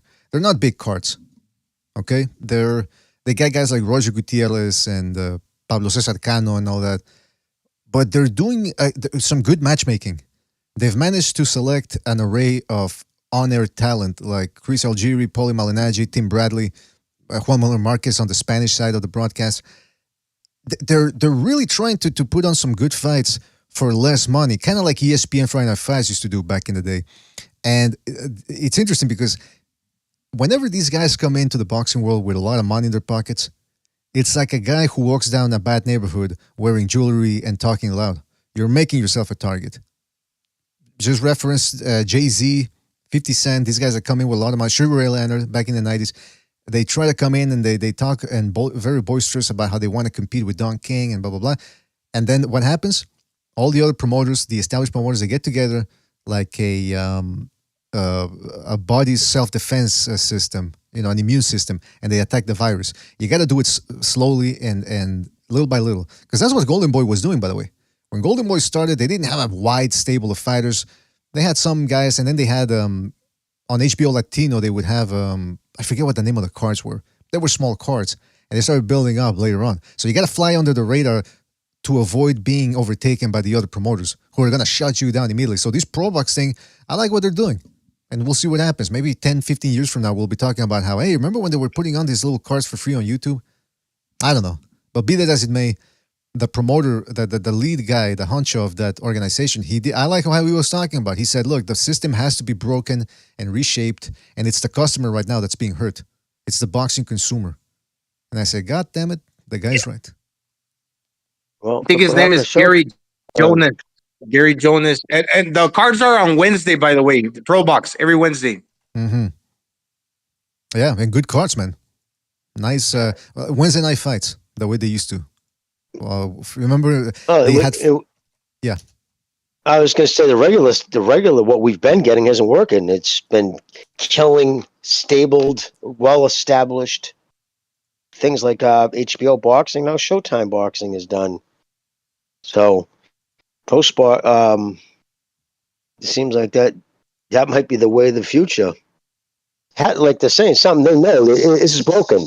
You cannot have, like the fact, like the zone's out of boxing. I guarantee this time next year, they're strictly almost out of boxing. Listen, this putting Prograis Haney on as a pay-per-view, charging people $232 a year. Oh, $222 if you pay in advance, save you that $10 so you can go to the movies by yourself with the savings.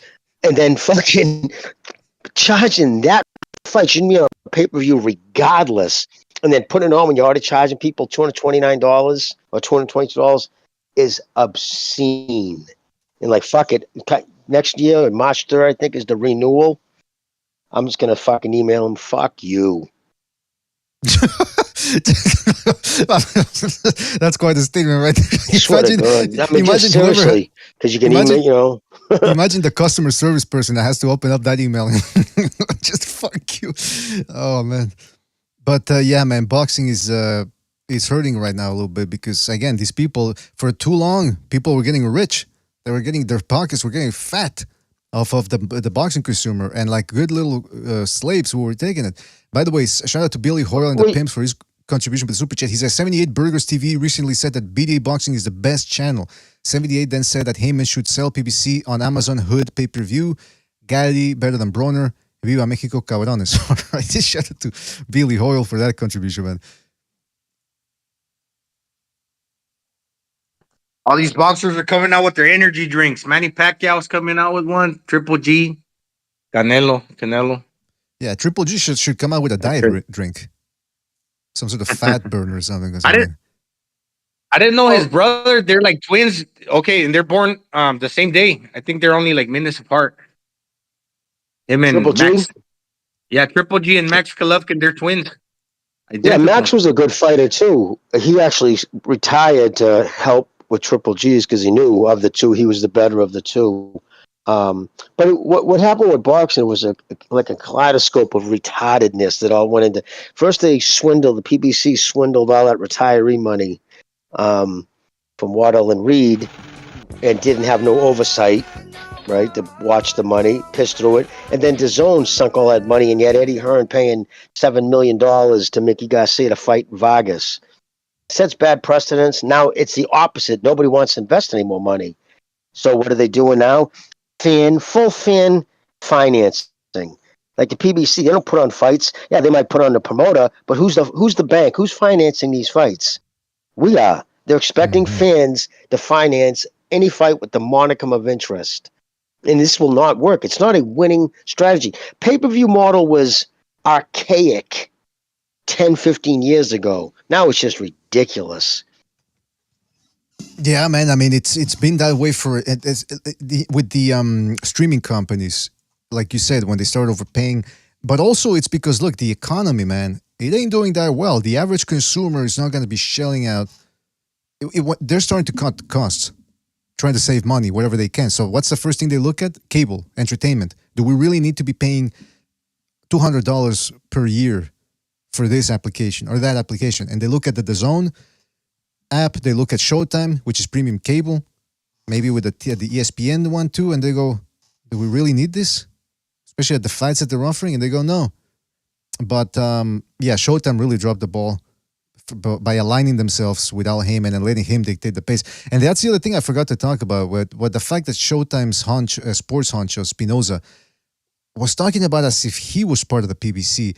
And I even fell into the trap. For me, the PBC and Showtime became synonymous, forgetting that Showtime is a network and the PBC is a promotional outfit. But that's the way they were acting. And look at them now. Chances are, that's the other thing when they go, well, Amazon, they're looking to go to Amazon. And I'm thinking, okay, does that mean Amazon's interested? Because I think Jimmy mentioned it the last time that would only be a distribution deal. And even then, they might not be willing to go into that. So yeah, they're not gonna bankroll it. They're not gonna say here's a $50 million annual funds to do what you have to do. It's not gonna be like that. Yeah, we'll show it if you put it on, but Al Heyman's the reason he doesn't call himself a promoter. He doesn't finance anybody. He's an advisor. There is actually no promoters. They're just guys they use smaller promoters. They use their licenses. That's the reason why they're not able to bring along, create new talent. There's nobody over there searching out young talent. The reason we're all being signed with Top Rank or somebody else, because as a promoter, you're supposed to finance these kids. Once you sign a deal with a promoter, a big promoter, you get to quit your job. Boxing becomes your job. So somebody else is paying your rent, your car payment, your food, your medical. It becomes expensive. Al Heyman had never any intentions to do that. He's not capable of doing it. Every fight he's had was a star or a prospect with another outfit. I mean, look at his whole stable came from Showtime. Came from Golden Boy. A couple of guys he was able to snag a couple of guys in the beginning, 2015 from Top Rank, and a couple unsigned guys. But that's it. There was nobody on the PBC going out and signing talent. It just doesn't happen. And for that, now look at it. You just look back at where they ended up to where they were. People say, oh, everybody said it was going to fail. You mean it didn't? You count that winning? At the end of the day, we got to finally put on some big numbers, so let's go get other promoters, guys, to do it. Because after 8 years and $750 million and over 200 fighters under contract, you had nobody. I mean, look at down the line, the lauded welterweight division the PBC had. All of it under contract in 2015. And they didn't put on shit for fights. Thurman never fought fucking Spence. There's all kinds of matchups that never took place. So even if they were on the same side of the street, so that's just, it never worked out that way. And now you look at every one of them. You tell me the one guy who started with the PBC right now whose career is better off for it. I'll wait. Yeah, no. Listen, they screwed up royally, man.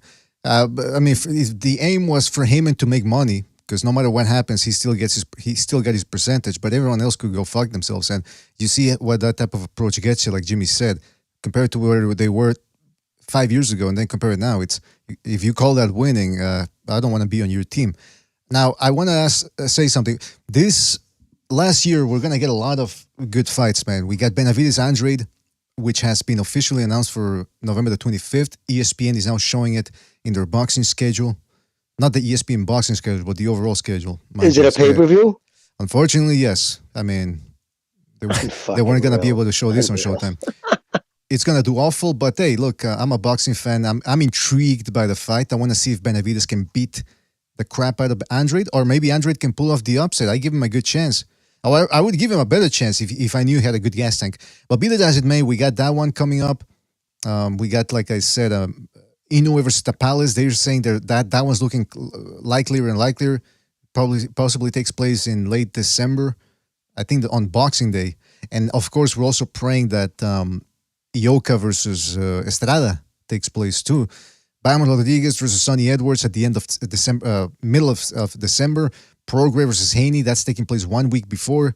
So we're getting some good fight. Shakur Stevenson versus Edwin de Los Santos, that's an intriguing fight with Navarrete and Conceição on the undercard. That's on November. So we got some good fights coming up. The thing is, I want to mention this before we go. I had forgotten that KSI versus Tommy Fury is taking place this Saturday, along with Logan Paul versus Dylan Dennis. That's going to get a lot of Zoomers buying that pay-per-view. That's on the Zone pay-per-view. But for hardcore boxing fans, usually what happens is they've got the Tommy Fury, Jake Paul cards. They take place on Sunday or on Saturday when there's not that much boxing. But this time there are 2 free cards on ESPN and on Showtime. So I don't think hardcore boxing fans are going to be shelling out money for this. But I got a question. Is Nate, not Nate Paul, what's his name? The other Paul? Logan, is he still fighting? Jake. Nate, Logan, excuse me, Logan. Is he still fighting? Because last time I heard, I'd heard that his opponent Dylan Dennis had dropped out. Anyone aware of any of that? Or maybe I'm asking more the chat people because I don't think you guys give a shit about that. But I'm curious. And again, I'm not sure. Yeah, usually boxing fans they'll watch that whole card if there's nothing else going on. But the fact that we got Zhu versus Mendoza and Janibek versus Galtieri on ESPN and Showtime, who the fuck is going to spend? I mean, I don't know, man. People in the chat saying that they don't give a shit if Logan is fighting or not. So there you go, man. That answers the question. I forgot, BD. Yeah, I don't know about you guys, but I'm going to go ahead and pick Galtieri for the upset. I forgot. He moves well laterally. He moves good side to side. I was watching that fight versus what's his name? Gutierrez versus Esquiva Falcao.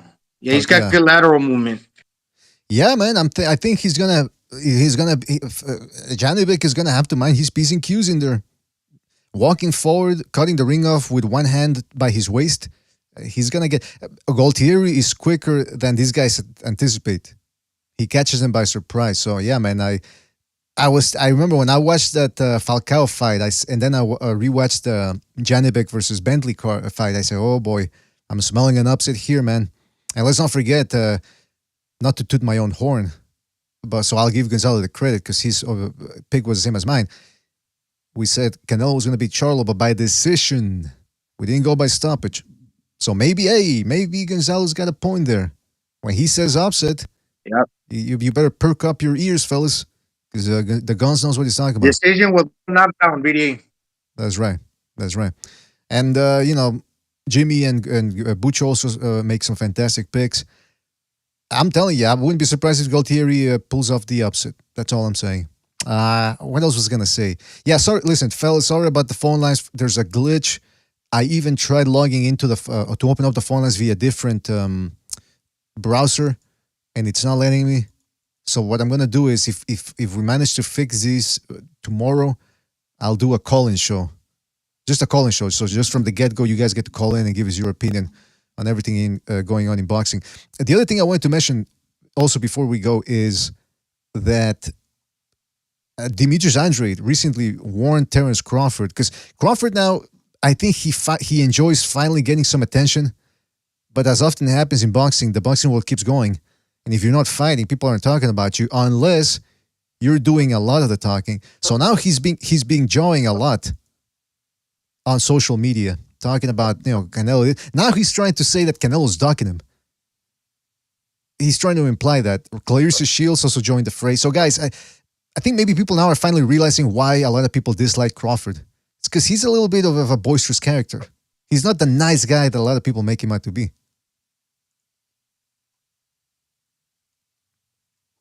I mean, I don't want to see that fight. Crawford's he's too narrow at the shoulders compared to Canelo. He's got that bigger trunk. If Crawford thinks that he could beat Canelo, I mean, basically, we could assume that he could beat the 54s and the 60-pounders. So he's already a 3-division world champion or 4? I think a 4, no, maybe 3. So if he, let's say, hypothetically speaking, okay, let's say he's 3. If he beat the 54 and the 60s, then went ahead and beat Canelo at 68, that would basically mean that he would be a 6th division world champion. And how many fighters have done that in history? I can count them with one hand. Or actually, like three fighters that won divisions, that won titles in more than 6 divisions. That's not hypothetical, though. I'm just saying it's only Oscar De La Hoya and Manny Pacquiao, actually. Because I think Tommy Hearns was 5, and the other 2, I forget who they were. I know who they are, but I'm not going to waste my time. You guys know what I mean. Right. Yeah, so you think he could actually climb up fucking 6 divisions and become champion just like that? And because we don't agree, that he's fucking a talker and like we're wrong and he's right. I don't want to see that fight, really. I said that the first time it was mentioned. They mentioned the fight. I'm like, no, why? I mean, it's not going to. And for Canelo, right? And Canelo's going to. I would just come out and say, listen, if I beat you, did you see the credit I got for Charlo? None. The same haters just went at him even harder. Oh, big deal. Mind you, the same motherfuckers who were saying Charlo was ducking. I mean, no, Canelo was ducking the Charlos for years. Goes out and does what he would do to either Charlo, whether it was 160 or 168. And mind you, Charlo was bigger than him. And he used to fight at the same weight class. Okay? And I still said it was a money grab and it didn't need to happen because Canelo was acclimated to the weight. But it was never that case with the Spence Garcia fight. That fight should have never taken. That was even worse, complete fucking cash grab. Because, I mean, he was a career 126 pounder. And I just hate those fights because you don't get credit. The only person I've ever seen get credit for it was Spence. The biggest size disparity of all the cash grabs, but yet he was the only one. Remember? That was when we started putting him on the pound lists. Being an all-time great, Mickey Garcia. Yeah, a career 126 pounder. Fucking 4 divisions below welterweight. But yet, Rigondeaux, remember? Lomachenko got 0 credit for making Rigondeaux, gave that dude a boxing lesson, made him quit. Triple G walked through fucking Brooks punches like he was getting slapped by a drunk 16-year-old chick and fucking just crushed his face. You know what I mean? And Spence didn't even hurt. Never mind, stopped the fucking 126 pound, career 126 pounder. But yet, that was the one. He's the only one who got credit. So fuck Absolutely. it. There's no need for that fight. Stay in your own fucking lanes. Well, And you know what, too, Jimmy? The leaps in these higher divisions are greater. From 47 to 54, how many pounds is that? From 54 to 60, how many pounds? And so forth to 68.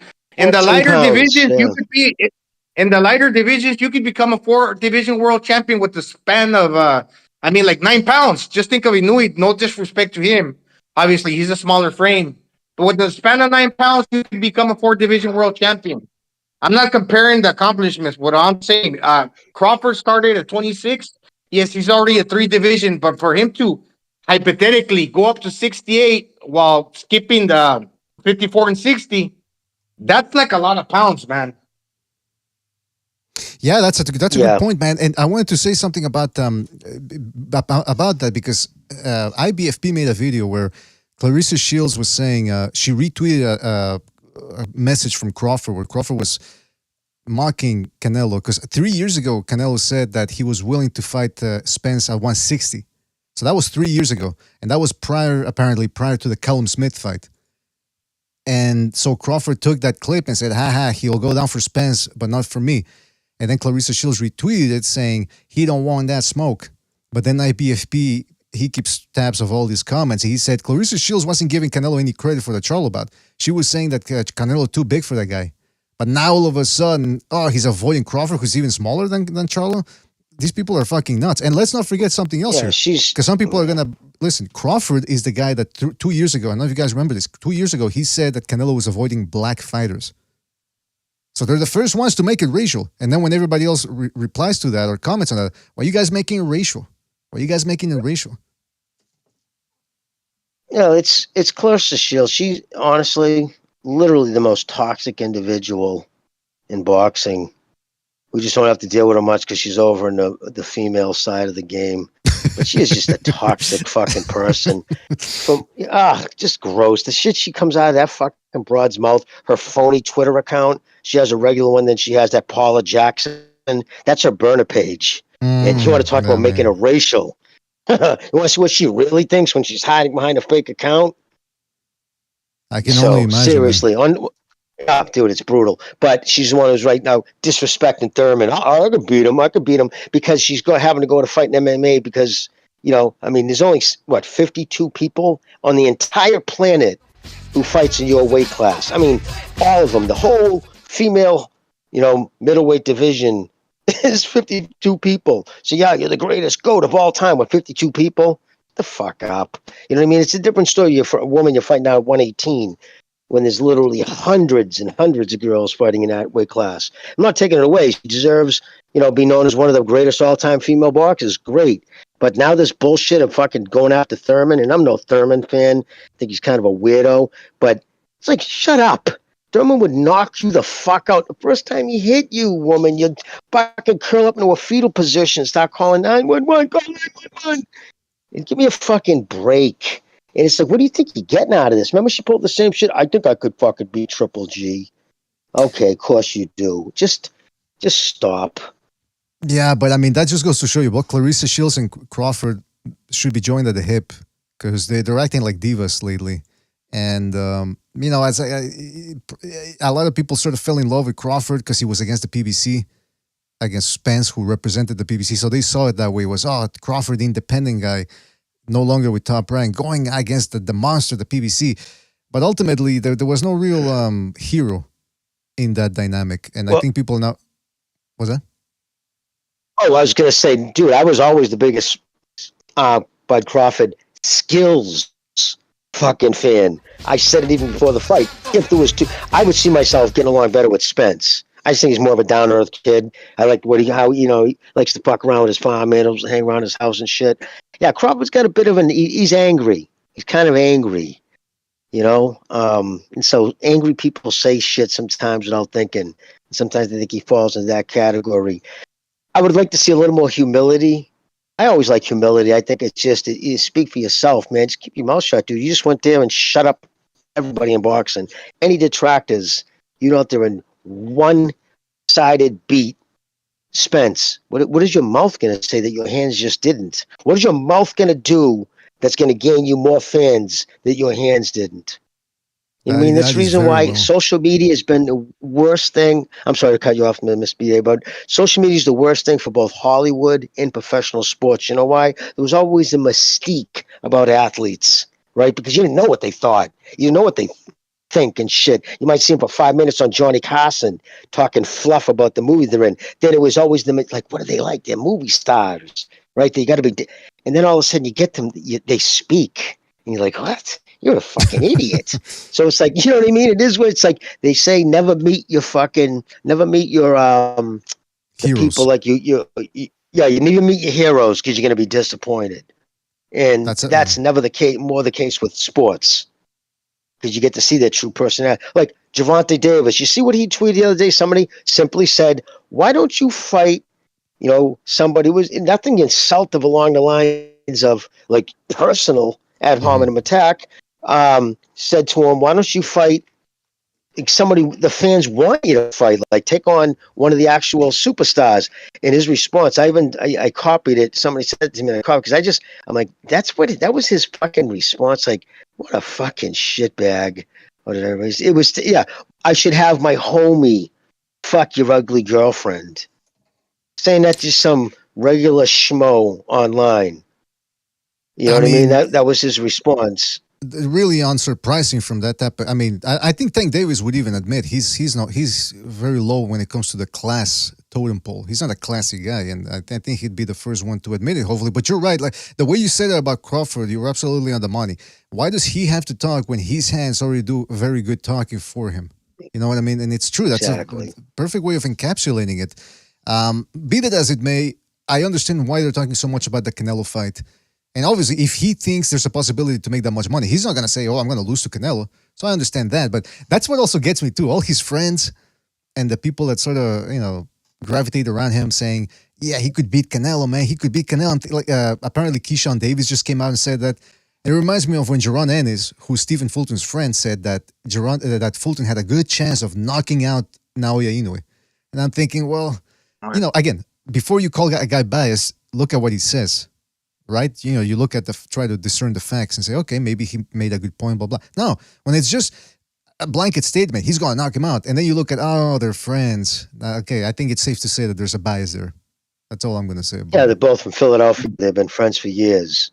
Exactly. We Same haven't thing heard with from Keyshawn Bomac, Davis. but we haven't heard from Bomac, but he's out now, so we'll see. Yeah. Yeah, After well, he's he done was eating really, them Cheetos. yeah, he was released. Came back home. He got a 20-month suspended sentence. He pled guilty to possession of a firearm and with ammunition and stupidity in the first degree. Like, what a fucking idiot! Like, how He much had of it a inside the moron can Cheetos you bag, be? right? He thought he was going to get away with it because the Cheetos kind of like laminated. Yeah, he thought literally he thought like because if you want to rob stores back in the day when they still have the alarms, clothes have the beep beep beep. It's set off as you leave the like Jordan Marsh or like whatever fucking stores are out there still. But what robbers, professional shoplifters would do is they would go buy something at any time, get a big bag from whatever department store. You need two of them. You cut the handles off the second one about 2 inches shorter, and then you just cover it with duct tape. First a thing of tinfoil and then duct tape, and then whatever you put in there, leather jacket, doesn't matter how many tags it has on it, it won't. The tinfoil and blocks the doesn't pick it up. Wait. Did he? Was Gonzalo kidding, or did he really try? Yeah, no, that's. I heard that. Yeah, I heard the same thing. Put in a Cheetos bag, thinking the metal bag, I guess, or the foil would block it. Yeah.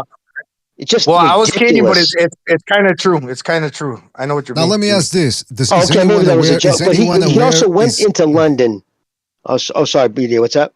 Is anyone aware of what? Did he say during trial or whatever why he was bringing in a gun into England? Yes, he did. What he was mugged.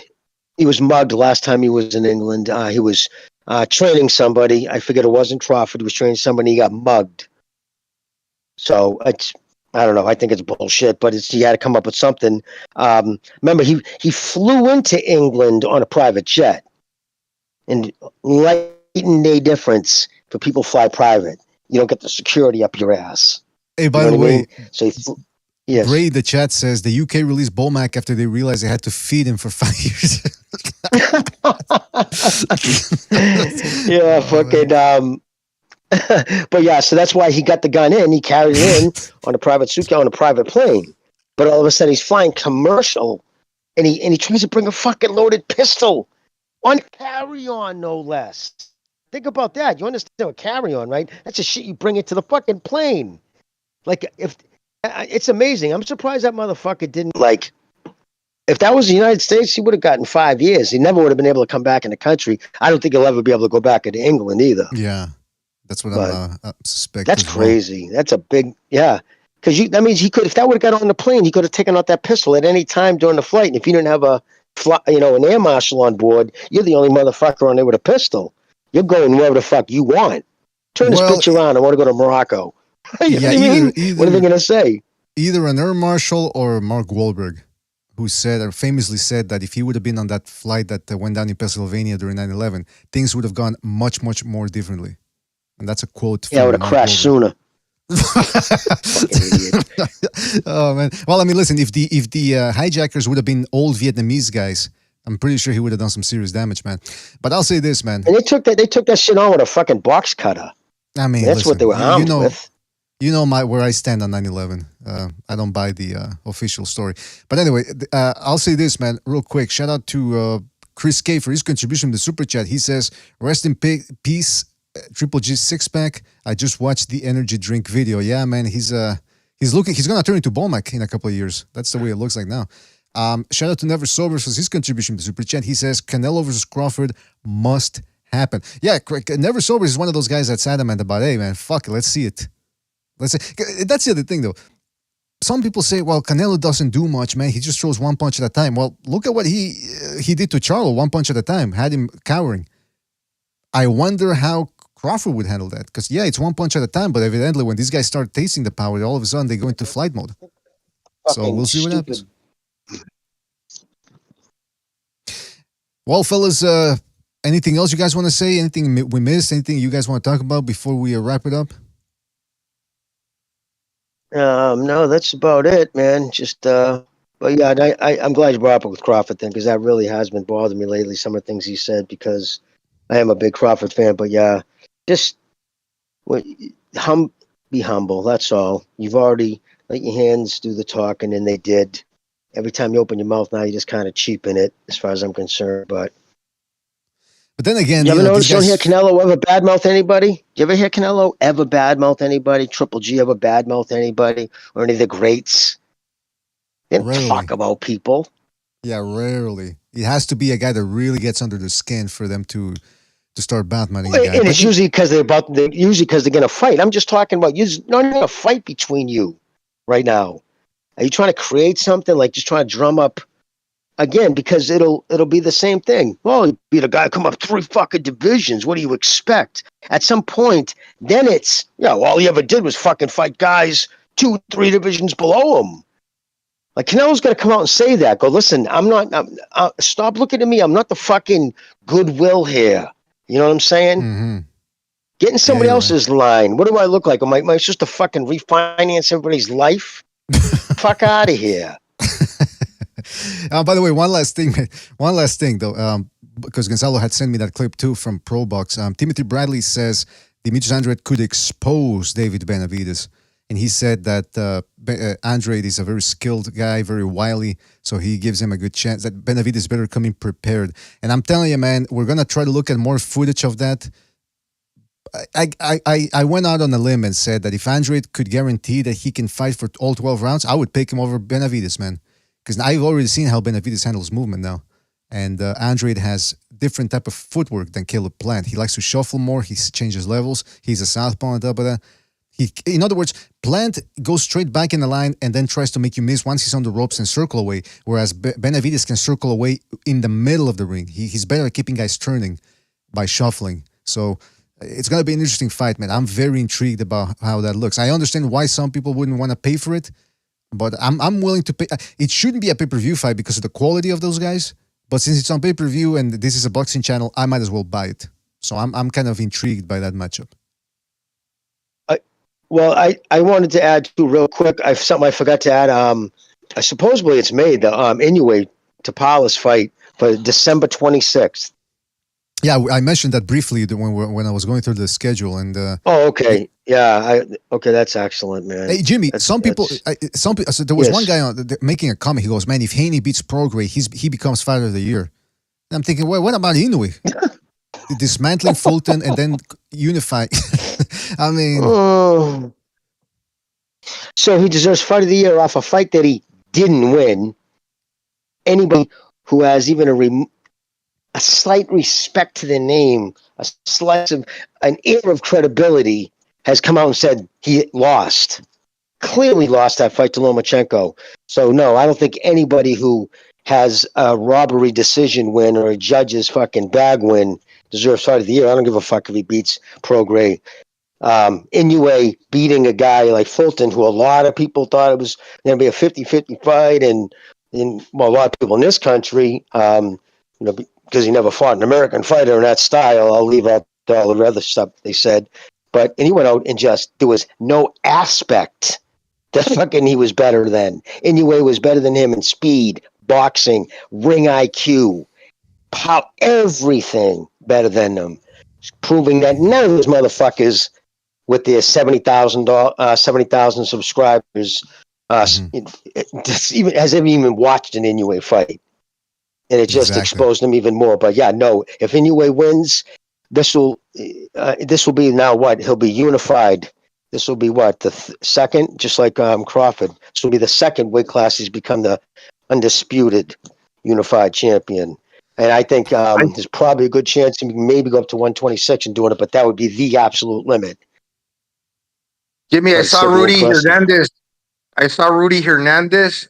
Chicanito's brother, Genaro Hernandez's brother, the trainer, post something interesting about Inoue. He said 100,000 people applied for tickets to watch Inoue fight. Only 15 people, in other words, qualified, got the tickets. So it's like he's filling the stadiums out, but it's not because, there's a lack of customers at all. It's just a lot of people will apply, but only certain people will get it. I thought that was hella interesting. Yep. Even that fight with Fulton, the numbers were insane in Japan. Like insane.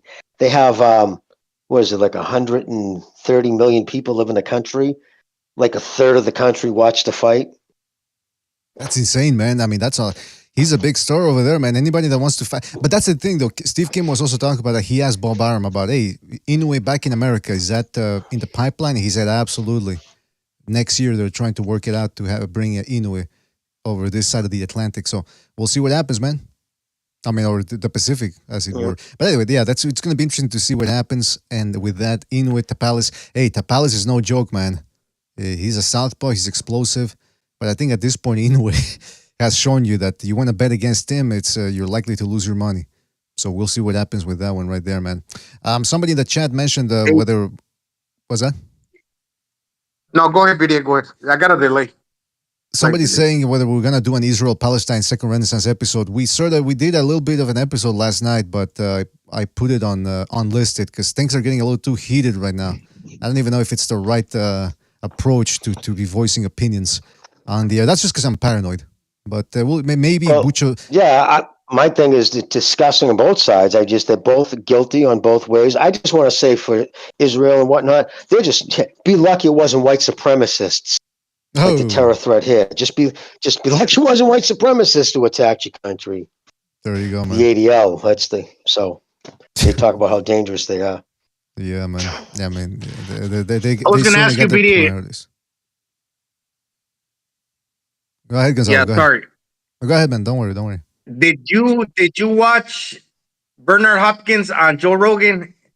Dude was on fire. I get it. Yeah. He knows what he's talking about. Obviously he works with Oscar De La Hoya. He wants the fights to happen. He started going into his career, but the dude didn't let Joe Rogan get a word in. Is that right? Talking like for 3 fucking hours. I knew it. Let's go. I knew it because I saw some. You know how you got to be on Spotify to watch it, and I've always said before, Hopkins. It's the guy that it's one of those dudes that I'd love to interview, but I know on paper or not on paper, but in real life it wouldn't work. Because every time I see an interview on him, they ask him one question and he talks about 15 minutes, and then he makes it about his career. And so I'm unsurprised that you said that he didn't let, because I only saw 2 clips that they posted on YouTube. Because they usually post 2 clips and then they tell you, if you want to watch the full thing, go to Spotify. So it looked like he was okay. I said, he maybe he wasn't talking as much as I expected, but now that you say it, you watched the whole thing? Yeah, I watched the whole. Yeah, I listened to it before I went to bed, and then he's talking, and he gets to a certain point in the conversation where it's kind of like he throws a question out in the air, and it's a rhetorical. He'll answer it himself. Oh no, that's the worst, man. But then he's got Joe Rogan in suspense, right? He's got him hanging on to every word, and actually, to his credit, he fucking was on fire at certain points. He's like, man, it's interesting, but you kind of have to give him the benefit of the doubt. Keep listening. But I thought maybe he should have let that guy talk a little more. But credit to Joe Rogan too for putting up with it. Yeah, Bernard Hopkins did good. I just found it on Daily Motion. Somebody posted it on Daily Motion, so I'm gonna listen to it later. But it says that it was 3 hours almost. I don't know if maybe because it's a pirated version, they just looped it. But was it about 3 hours, if you recall, or? No, it is 3 hours. It is 3 hours. Whoa! I probably fell asleep for maybe half an hour of the entire conversation that I have to go back and re-listen to. But I did listen to the majority of it. Interesting. So he let the guy talk for about 3 hours. Because I mean, if you got 3 hours of anything with Bernard Hopkins, usually it's him talking about himself. I'm gonna give it I'm glad you brought that up, man. But be that as it may, we gotta go here, fellas. Finally, again, I'm gonna try to return with a calling show tomorrow. I don't know what's going on with the phone lines, but we'll try to get them fixed for tomorrow. It's gonna be a calling show. You guys get to call in. I'm probably gonna title it something along the lines of Canelo Crawford, because I know that gets people going. You guys probably want to mention something about the comments that are being made. So tomorrow, stay tuned for that. Check out the notifications to see if we go live. All right. With that being said, shout out to everybody that donated via the super chat. I'm talking about who was here. Never Sober, shout out to him. Chris K, Billy Hoyle, and the Pimps, quadruple shout out to him. as well as to Chris K, that's Undercover Asian, Al Gaiman, Dennis from Boston, High and Low Spectrum, shout out to him as well, Kiki Boxing, and Sursayer. Shout out to all those guys for their contributions, really helps us out, guys. Thank you so much.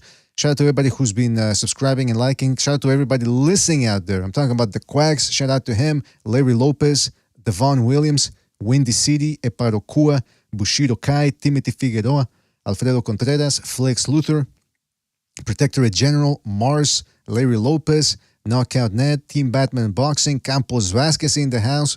Who else? Bentley Sports. Who else? Ezekiel Mandrake, Reverend Pickles. And if I forgot it, Vince Vegas. I'm Your Leader was in there as well. Rapax Trucking Company, Hawker Mustang in the house. Shout out to him as well. If I forgot anybody, it's because we got to go. But shout out to you guys. Thank you so much for listening to the show. Hope you guys enjoyed it. We will be back later on with the week. Also, stay tuned for some second renaissances in case Bucha does one. And we'll catch you on the next one, fellas. Take it easy. Thanks for watching. I'm disappointed in every one of you. I'm sorry, I don't mean to offend you.